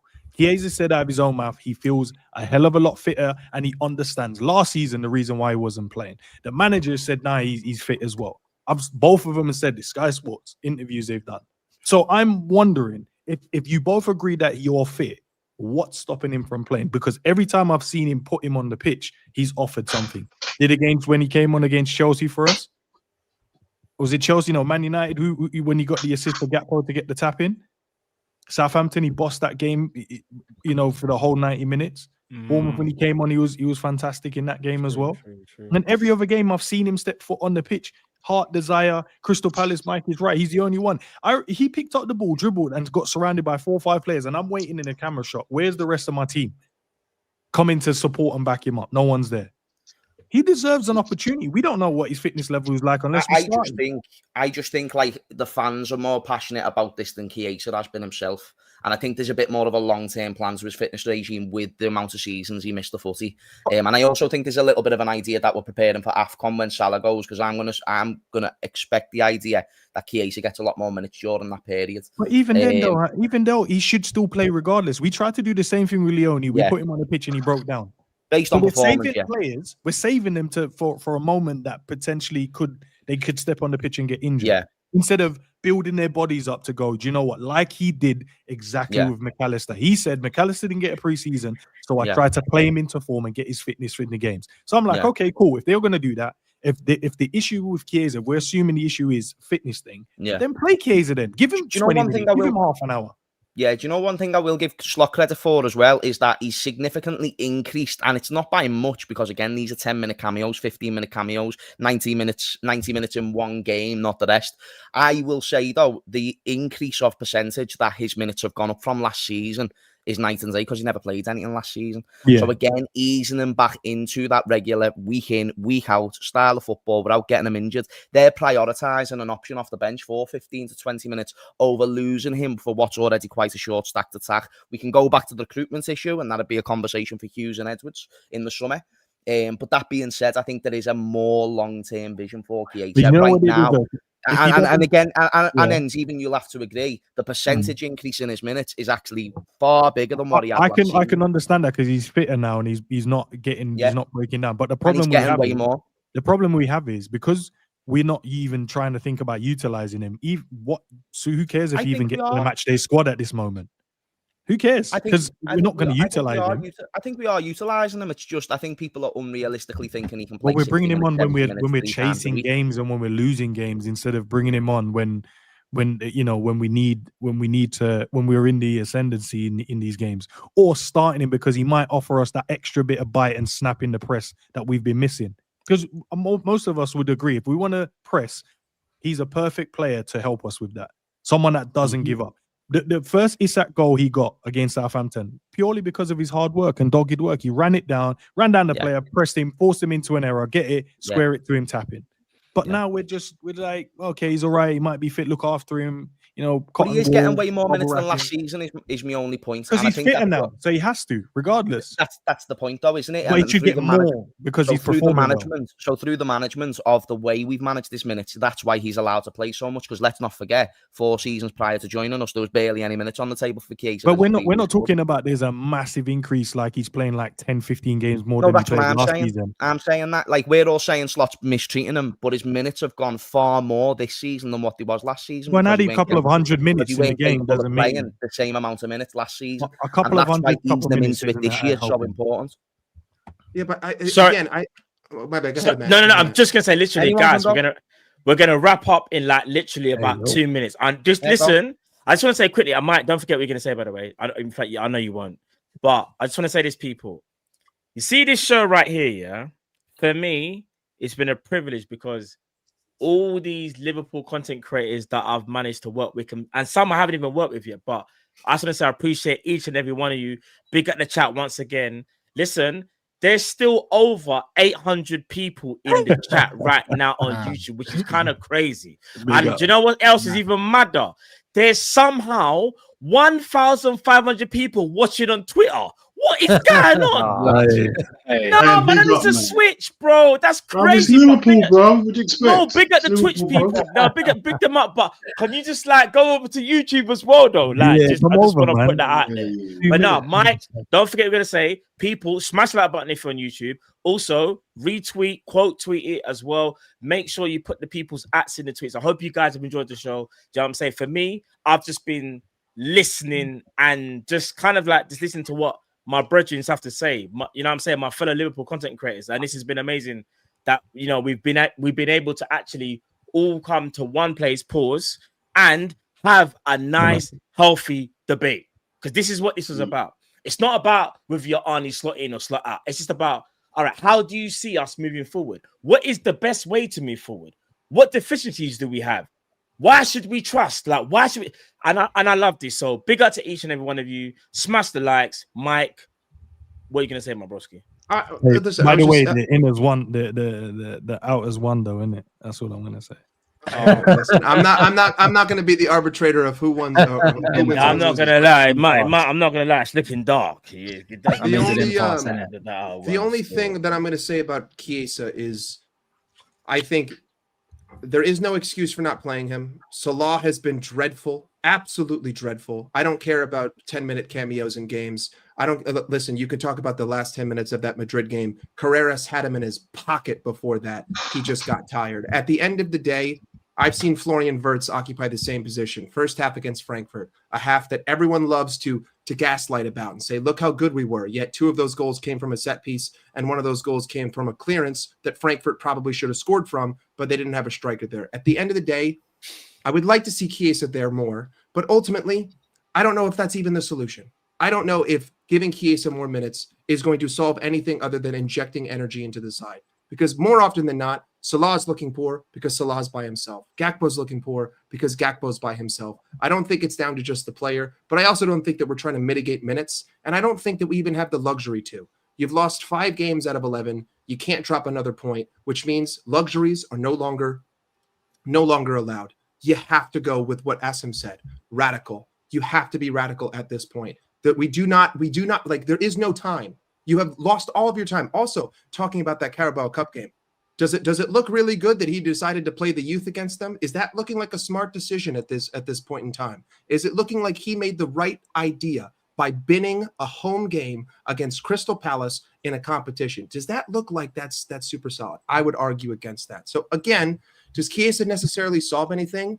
No. But am I angry that he's not trying, at least trying to do something differently? Yes, that would be where my anger goes. I don't know if injecting him into the team is going to change anything because, again, you don't think he's trying at all? No. I like adamantly he has for certain games. Real Madrid, distinct difference for the occasion. Aston Villa, no difference. Villa played a low block from the 20th minute on.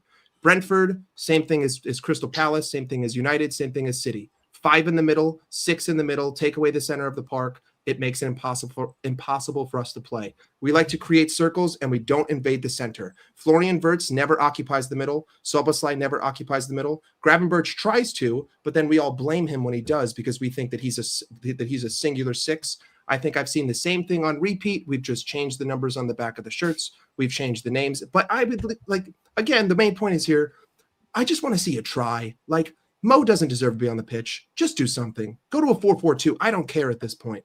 I don't care. I'm losing my will. Just show me something different in a game that isn't against Real Madrid. Show me something different against Forest, against Sunderland, against Leeds, because those are the games that win leagues. We only play big sides 12 games a season. You win a league by consistently beating everyone else, right? Why did Arsenal not win the league for the last 4 years? Because Fulham would beat them, and West Ham would beat them. Aston Villa would beat them. They didn't lose to a Big Six side for 1,300 games. 1,300 days.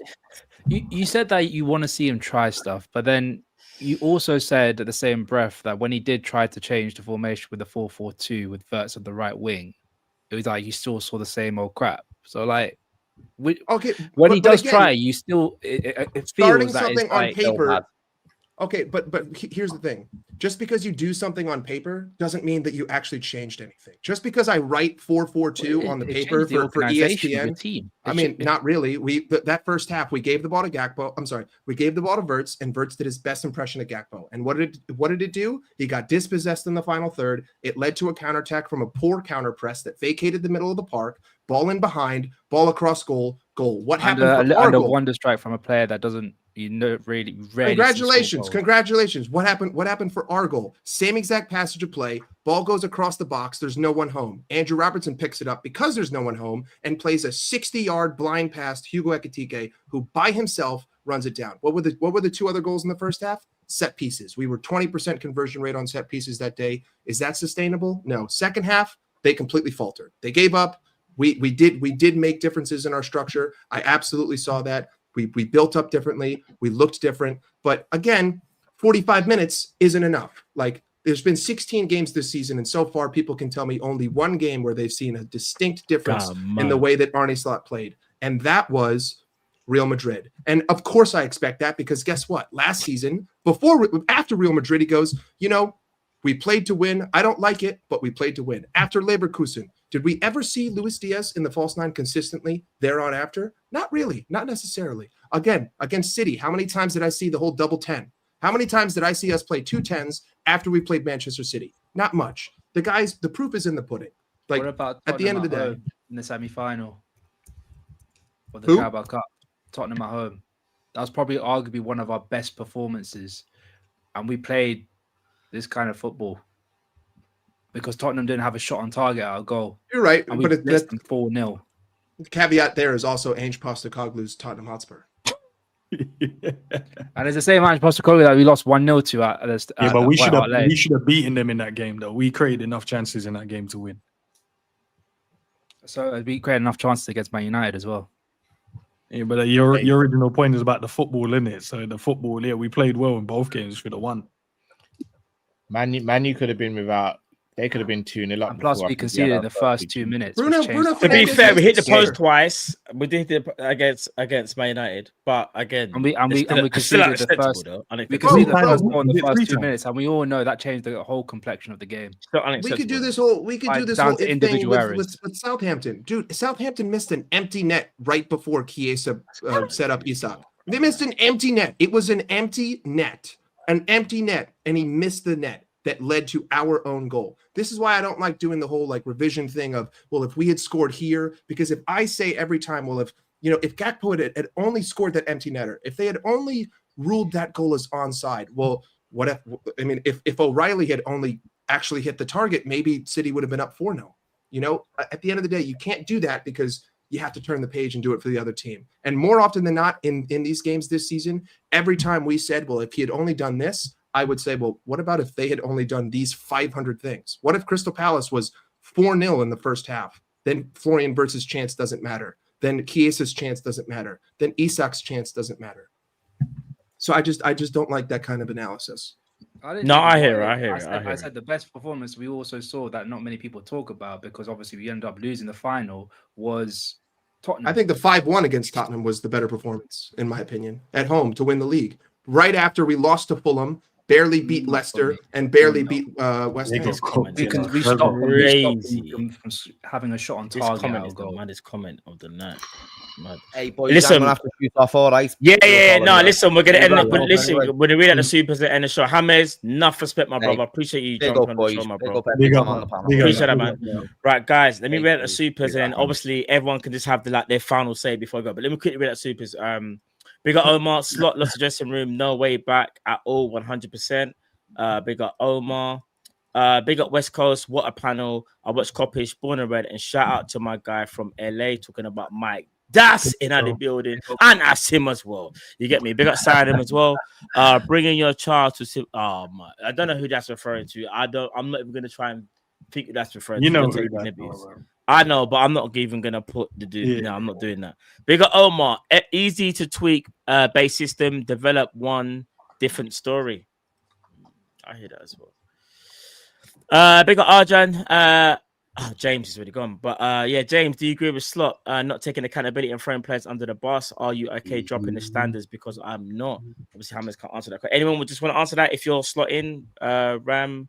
Asim, personally, you know me. You are as well, man. Answer it. I'd rather manage. I'd rather a manager that just says the most wildest stuff than go out there and play it. But that's me. I'm on the Klopp mentality. Just say that they blame the wind, blame the ball, blame the grass, blame the groundsman, do whatever. So that's me.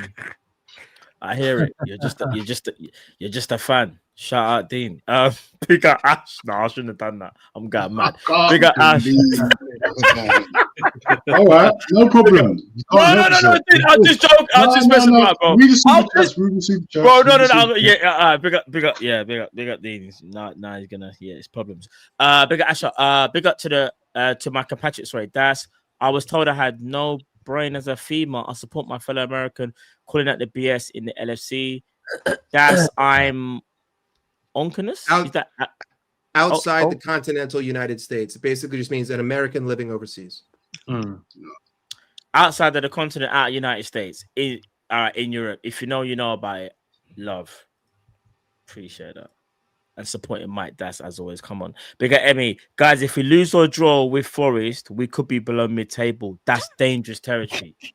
Yeah, if we lose against, it's not a laughing matter, you know. No, it's a serious. No, I know. Obviously, we have to laugh because it's a mad thing. Mate, you have to laugh because man, they still want this guy for here. So I'm gonna laugh, bro. I'm all right. I'm happy. Let me be happy. So what? So if we beat Forest, then what? Then ends. Then what? What do you mean? Well, we're on to the next one, yeah. No, I told you. Nah, it's done for me, bro.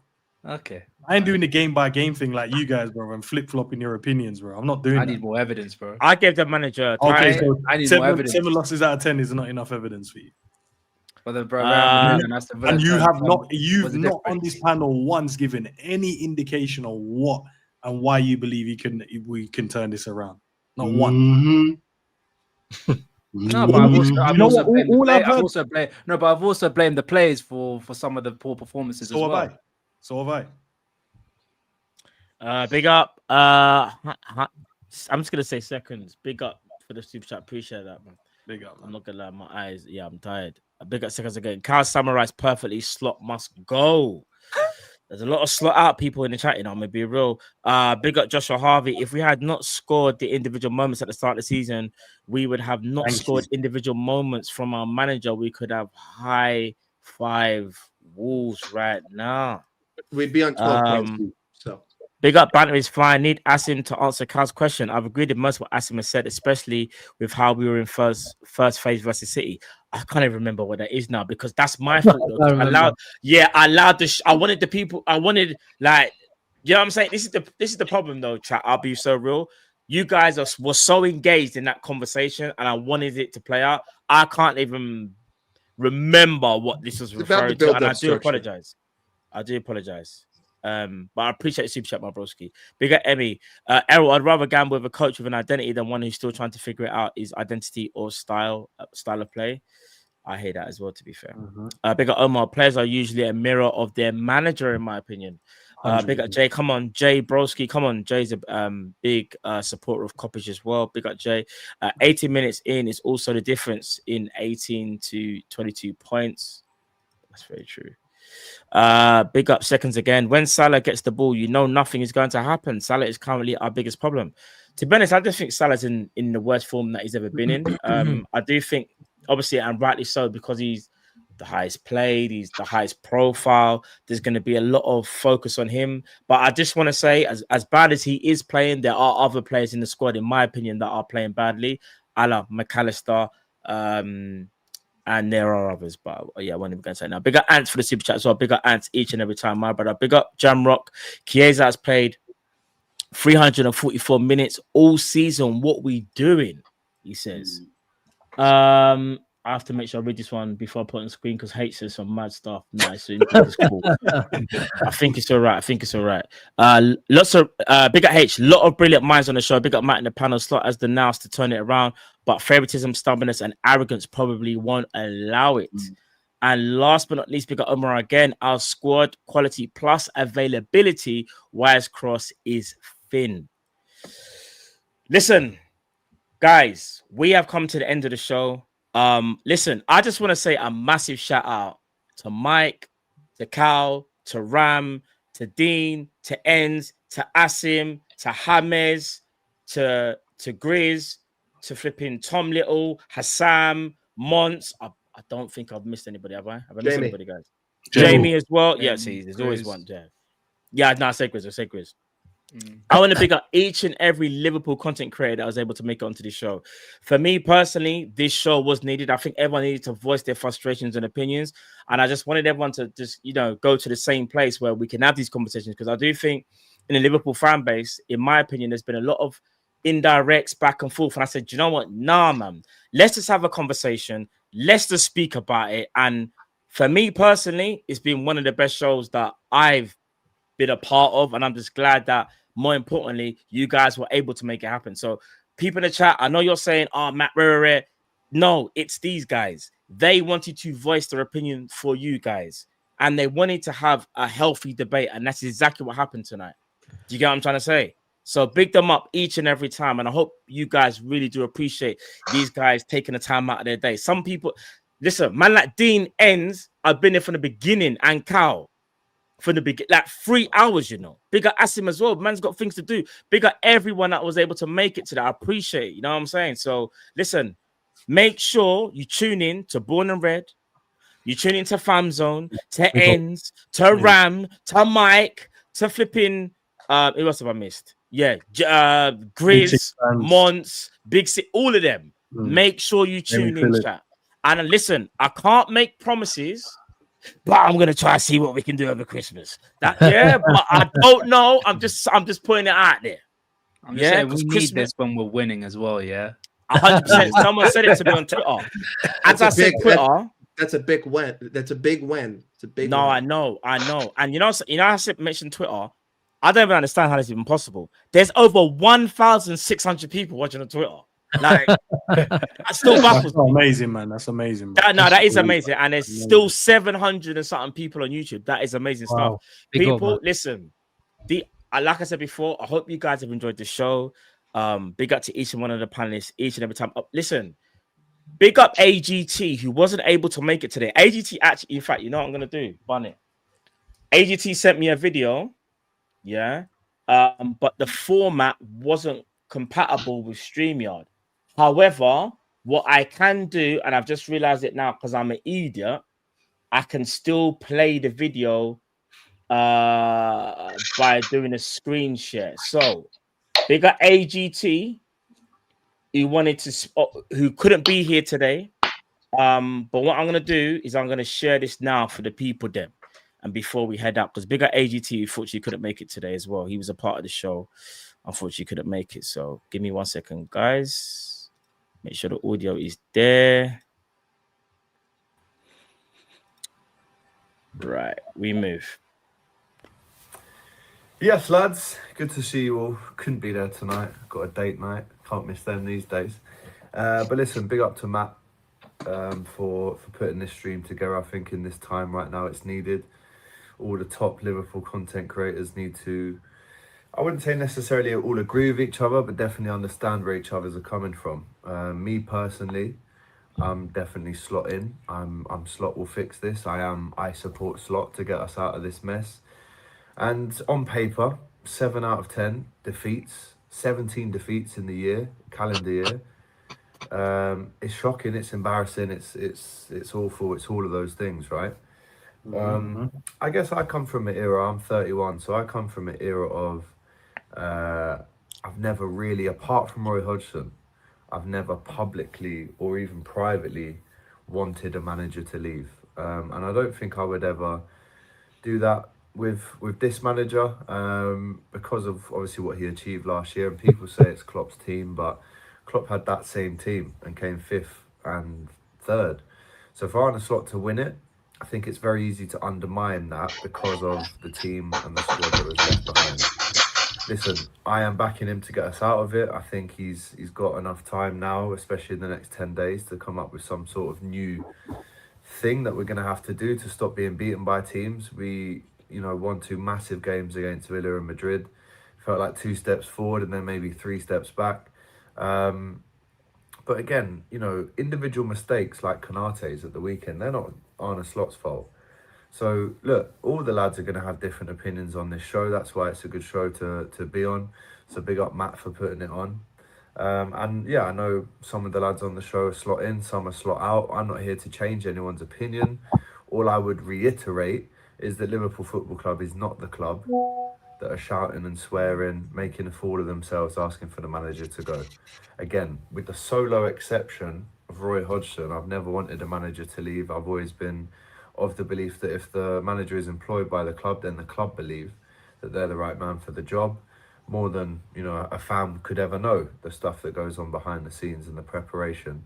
And like I said, there's no skirting around the fact that we've lost 7 out of 10. That will improve, right? It must. I think the main question that I would answer is, well, at what point do you go from Slot in, Slot will fix this, to Slot out? I think the next 5 games are super manageable. And again, going into Christmas, there's some more manageable fixtures. So yeah, I would back him at least until then, give him till the new year. But then again, like I said a couple of weeks ago, with the manageable fixtures that are coming up, the table could look extremely different by January. So look, I know people have got their opinions. Whether they are backed up with enough kind of facts, then that's a different story. But like I said, big up to everyone on the show.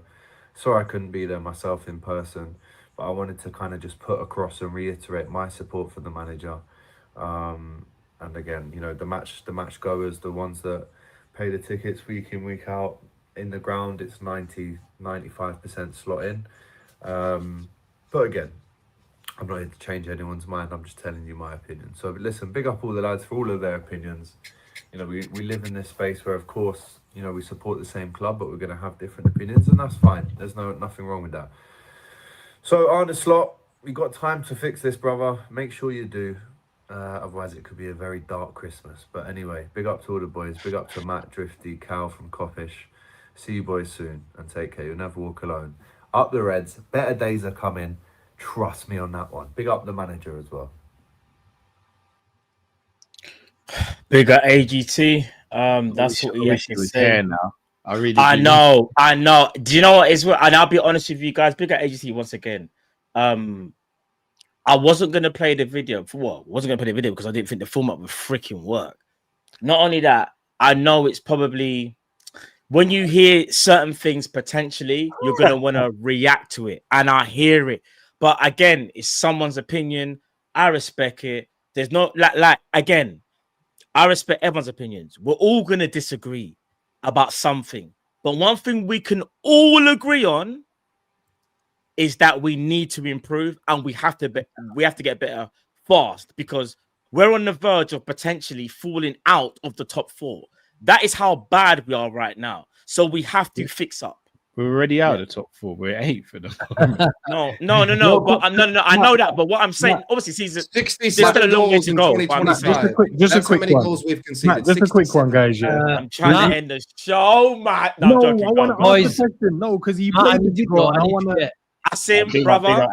Bless up. Asim, we're gonna speak, my bro. Bless up, my G. We're gonna speak, bro. So much, boys. Matt, Big up, you've Big muted up, big up Asim, bro. See you later, boys. Matt, you've Big muted up, me so much today, bro. It's fine. I muted you, bro. No, it's all right. What do you mean? Nah, it's all He's right. always have to get something Nah, in. Enz is always on this, bro. I know he's on it. bro. He's on his Because beef, you bro. No, because you guys are scared to say stuff, and I'm not, bro. That's what I'm saying. I can't believe what he just said. No, Matt. Hey, no what? Every Before time I go, go to speak, Matt said, "Nah, Lido, we got to do supers. Hold on, I gotta bring up. Give this Hold on, guy. wait there. No, wait there, Enz. Wait there. There was plenty of time for you to say something, Matt, you know. All I'm gonna say, refer to your chat. That's all I'm gonna say.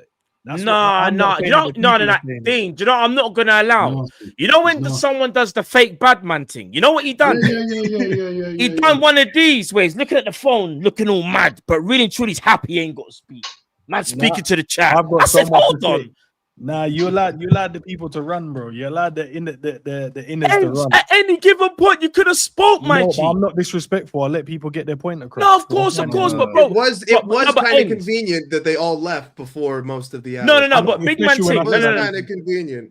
But what I'm gonna say though is this year, all jokes aside, yeah, when people were talking, I'm looking at certain people going, I know they haven't spoken. I remember, bro, how many times I say to you, people, you must have heard during the show, minutes, Enz, I know you want to say something.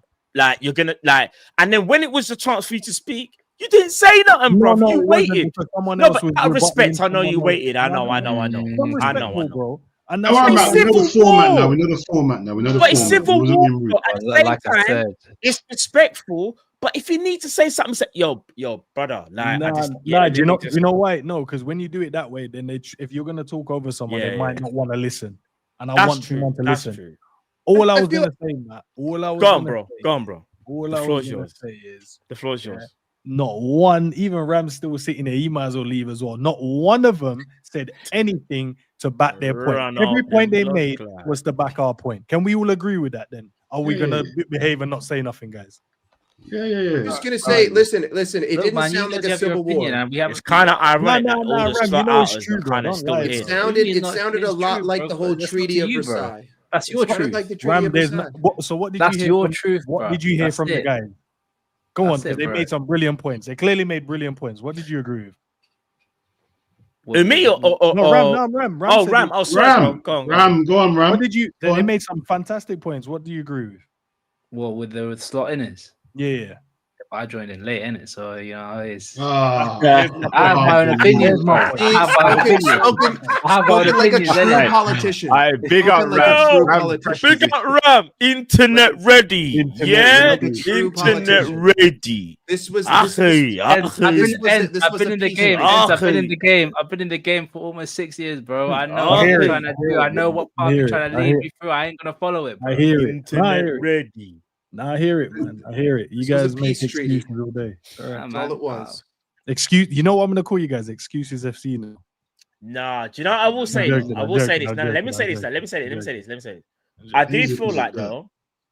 I will say this. There was a lot of one thing I noticed though from the slot in people them were a lot of them were referring to last season.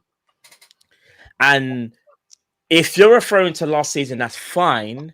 However, sometimes you have to accept what happened last season is not even close to this season, and you can't. There's no comparison, and that's one thing I will understand in it. From a slot out perspective, now one thing I will say on the other side of it is, if the slot in people have seen something and they're going off some type of evidence, even though it might not be lately. Faith. Oh yeah, no, because it happened. Because that's like saying Liverpool didn't win the league. They won. We won the league. But what I'm saying is though, you're strictly going off a very, very small set of games. If this was 20 games or something, and then if it was 20 I games, swear we play obviously, like 8, and we play close to 20 now. It's been like 16 games, all competition. Is it 20? But it's not. We All played right. 11 Premier League games and like 4. But what I'm saying, Champions all right. League Well, games, let me 1 League Cup rephrase game. it. It's 11. Let me rephrase it. 11. Sorry. Sorry. What I was gonna say. Sorry, bro. If it was like 20 Premier League games, I'd be like, do you know what, you man? I can't even lie. Like definitively, I just think maybe the others are just looking at maybe a time span and going, all right, it's looking dark, but is it possible that within the same time frame that you've given him and said he needs to go, why not give him another 11 games and see what happens? Because I want to win. I'm not making excuses, bro. I'm just trying to win trophies. State something for the people that aren't here. Like maybe they're seeing something and they're going, do you know what? You man, I hear what you're saying. You're going off 11 games in the Prem, obviously not just the Prem, but you get the premise though. And maybe give it the same amount of time. I'm just saying. Okay, Matt, not a problem. Not a problem. Yeah, that big man ticket. That's what I'm. I think that's fair. I'm not defending them. I'm just trying to see. I'm just trying to I think understand where they're going. I think it's fair. You know what I'm saying? I heard from the first international break, guys, when we come back, we'll be on it. Then I heard from the second international break, guys will come back, got smoked by United. Now we're into our third international break, man. And now I have to wait for 5 of these 5 games, right? They are definitely winnable games. We should be able to win these games. Yeah. The problem is, Matt, if we don't win it, all that means is for everyone to kind of be on the same page, it means Liverpool are now outside the title race. So when it ends, what's the difference? Well, I mean, title race is done. No, but ends, what's the difference between getting rid of him now compared to getting rid of him in 5 games' time? Because then at least you get someone in. No, I don't think we are at the moment, but you get someone else in. You get someone. Well, one of the caveats was we're looking at these runner games, so clearly you can't be out of it now, right? So if we get a different manager in with different ideas, with fresh eyes in the problem we have, might give them a kick up the arse. Bang, we go and win. Obviously, it's more speculation than not, but at the moment, what we're trying to do isn't working. So at least I've got evidence to go. What we're doing doesn't work. So am I wrong in thinking that we give the option to someone else and see what they can do? Similar to the Chiesa thing with Salah or Gakpo. Clearly, both of them are not working at the moment. But surely we should give someone else the opportunity just to see what they can do. And to say there's no managers out there, there's plenty of managers out there. I know you want to cut the show, but the question Just is for you, has that happened before? What's that? When a team has sacked the manager and then the manager that they brought in got them to a league title. We've not been in a position where we spent 450 million as well. It's all new. We're in new territories now. That's not why I asked you, bro. We're in new territory. That's what I'm saying. It's not my fault. That Klopp was amazing. Very simple question. Let Max say something. Sorry, guys. Sorry. No. Come on, you got my brother. Go on. We've had Jurgen Klopp for nearly 10 years, bro. It's not my fault we've had managers that stuck to they've stuck and done their jobs properly. The only one we had was Hodgson, and I think he was 6 months to a year. Everyone else has kind of done their thing. Brendan Rodgers did their thing, but when we realized it's not working, we got rid of him. Everyone we even got rid of King Kenny, bro. That's not hard. But where did we finish? We finished with Everton, bro. We were closer to the relegation zone. I'm saying the club will make. I trust the club. I see you, Mike. Don't worry. I see you. No, you're good. I trust the club to make the right decision when it matters, right? But at the same time, we can see that we're not winning games of football. The players look dejected. The manager looks void of ideas. I don't want the whole house burning down before I decide to make a change or jump out the house. You guys are waiting for the house to be burning and you guys can't have no escape. That's the difference. I'm not willing to do that. Go on, Mike. Go on, Mike. Listen. All I'm going to ask you, to dumb it down to a very simple metaphor question. I know that there was a very distasteful one before. If I made you $1 million last year, you'd be pretty happy, right? But if I lost you $5 million in the last 2 months, you'd probably say, I don't think I should trust you with my money anymore. And what this side of the table is saying is, you know, he made me $1 million, so maybe he could make me $6 million and put me back into the green. That's essentially what you're saying. The better metaphor is, if you want to wait till stage 4 to diagnose something, that's fine. But we're on the stage of, we're in the mindset of, I'd rather diagnose it at stage 1. I'd rather say, you know what, you have a very peculiar mole. I think you should probably go get it checked out before it turns into something else. That's all we're saying. Yeah, when you boil it down to its brass tacks, there were people who were saying this stuff 4.5 weeks ago, 5 weeks ago. 5 weeks have passed. What's the treatment then? No. I mean, first of all, in my opinion, that's not the treatment. Let's go down that rabbit hole. But I know what Mike means, though. I know exactly what it means. Forest fire, right? A forest grows its most after a fire, right? We got to burn it down. It's that simple. Like, to me, it's better off resetting and binning this year, because I already don't believe in it. I already think that it's done. I think that it's finished. It's kaput. You could maybe win the Champions League, but I don't want to do it. I'd rather just burn it. Let's keep him and run it, bro. Who cares? But anyway, Kyle, I'm sorry, Matt. No, bruv, don't be sorry. Come on, bruv, you're a guest. Listen, say what you want to say. Kyle, anything you want to say before?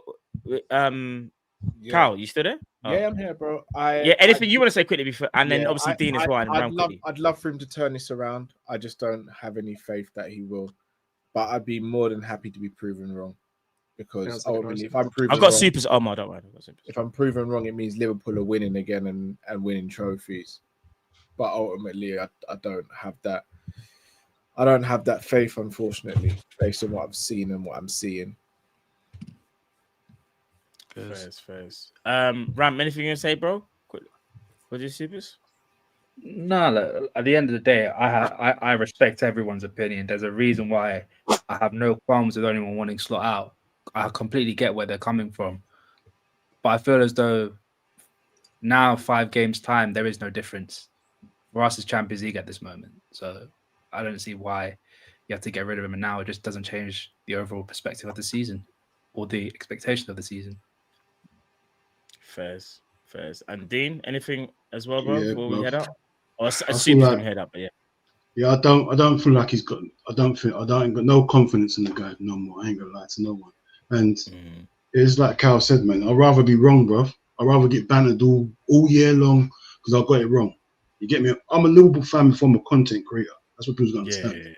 Forget the content. I'd rather have no numbers. You get me? So they're getting thousands of numbers because they're bantering me. You get me? I don't care about that. You get me? Liverpool. The good thing is we all support Liverpool. We all want the same thing. You get me? No matter what. You get me? We want to be at the parade. We want to be going mad. All that. So I'm not even cussing the people that want to keep him, because I'd rather, I was wrong, and we see each other at the parade. That's the goal for me. And you know what? I big up Mike. First time, what's it called? Work with Mike. And you know, I see End was slyly cussing me on a sly. I didn't say that. Matt done something so sly no one saw. But nah, I'm not having it, because you know what? This stems from last night. And I'm not having it. Yeah, I'm not having it. Ends, I'm not having it from you. You're facially follically challenged. I'm not having none of it from you. No, we're not doing it again. Ram, my God. Ram, pause. Anyway, Ram, just pause. That's it. That's your name. Pause. Done. Matt, you tried it last night as well. Nah, allow me, bro. You was moving beardless. Last night. You put chucking me under. And Cal was moving like he had the biggest beard. I can't believe. I thought you wanted him to say. Reading that. What did Dean? What did I do? What did I do? I did not say anything. I did not do anything. Do anything to you? You backed the manager. That's what you did, man. I went to sleep and I woke up on beef. Dean, take me out. Don't worry about my hat. Nah, Don't worry about my hat. Nah, Ed, that is dark. What? See you anyway. People, What, listen. you didn't say nothing to him when he said what he just said. You laughed, and now I'm the problem. Well, no, but okay. No. What you said there was myself, mad. no. All night you've shackled me and put me in the dungeon. Hold on, what are we talking? No, you're trying to do the Chiesa. You're not Chiesa. You know you're not Chiesa. Why are we doing this, bro? No, I feel you're like not Chiesa. I feel like you're right. No, you're not Chiesa, fam. Let's not. Like, come on. No, man. he's acting as if he's Tom Davies, bro. Back in lockdown, bro. Just right, no. I'm from Broncos, bro. I'm a part of the coaching staff, but no one wants to listen to me. That's it. Oh, bro, come on, bro. You don't even see him pitch. When was the last time you saw Heitinger on the bench? Or a snippet of him like the man them are sitting there talking in Amsterdam, bro. In Amsterdam, bro. Does it make you guys feel good that Pep and Linders just dog walked us? Did anyone compute that? Disgusting. No, Pep and Linders, the guy that we all shamed, dog walked us with gegenpress against us. That's what he did. He played Jurgen style football. That, really? They were pressing the hell out of us. No gegenpress, bro. That's Ramsey's manager, and that's what he wants. He loves it. My manager's happily retired, Dean. I need to tell you that for a fact. You know what I mean? Your manager's happily retired. Nah, but Ramsey's a Forest fan anyway, bro. We don't care what happens with Liverpool. Dude, Mambo. I beg. Let me read I the get you. I got to put in a slide challenge. Walk you up to my closet and see where. I need to break up play and put in a slide challenge. That is what Ram did there. Sorry, what Ends did there. Man just done a donkey. That is disgusting. Bro, it's a lie though. Why are you acting as if it's true? No, man. Why are you acting if it's true? It's a lie, bro. It's a lie. Bro, I don't know the conversation you had at Ends. I ain't got a clue, bro. You're my brother, but I have no idea why Ends would say that though. Why would Ends say that? That's kind of mad though for Ends. Because a certain someone that's close in my family is a Forest fan. Is that what? Do you know what? That Ends. That's you're moving. And he celebrated when Forest beat us 1-0 last season. Did he tell you that? Shut up, bro. I actually left the house. I left the house. I remember saying Ends is moving like Palpatine blood. Right, but no, Matt, I would have believed Rams yesterday before I spoke to him. I don't know if I can believe him no more. I don't know what I can believe from Rams no more. I don't know. You know, God, man. Big up Brad.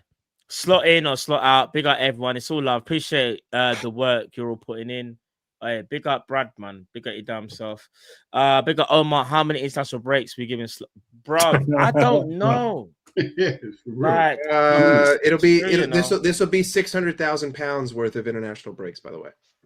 No, I hear it. Big up Jay. What happens if we get Potter? If we get a Potter like manager? Then we sack Potter and get someone else in who's better. No, I hear it. But one thing we have to be careful of is let's try not to be a Chelsea. Even though I agree with what you just said, though. You know, like sometimes if you get a too mad, you end up being like them, man. So, do you trust Edwards and Hughes though to do their jobs correctly? No, I do actually. To be fair, I actually do. That's enough answers there. No, that's fair. That's fair. I do. Big up H. Give us a lot more time. Ain't the main issue. You can't convince me it's based on what we've seen this year. Just admit it's based on credit and last year. And last but not least, big up Omar again. Appreciate it, my broski. Dean said Matt moving like Carl Beardless. Sorry.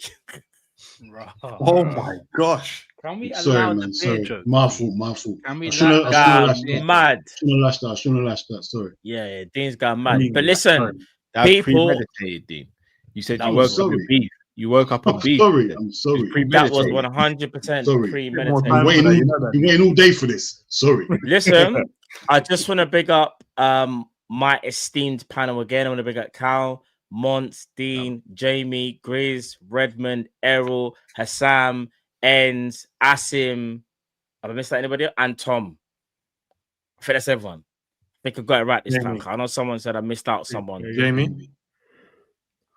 I said Jamie. On the, I actually just read out a list, but I think I even and then we get on the. No, I said that's him right at the end. Okay. Yeah. See, concentrate, Ram.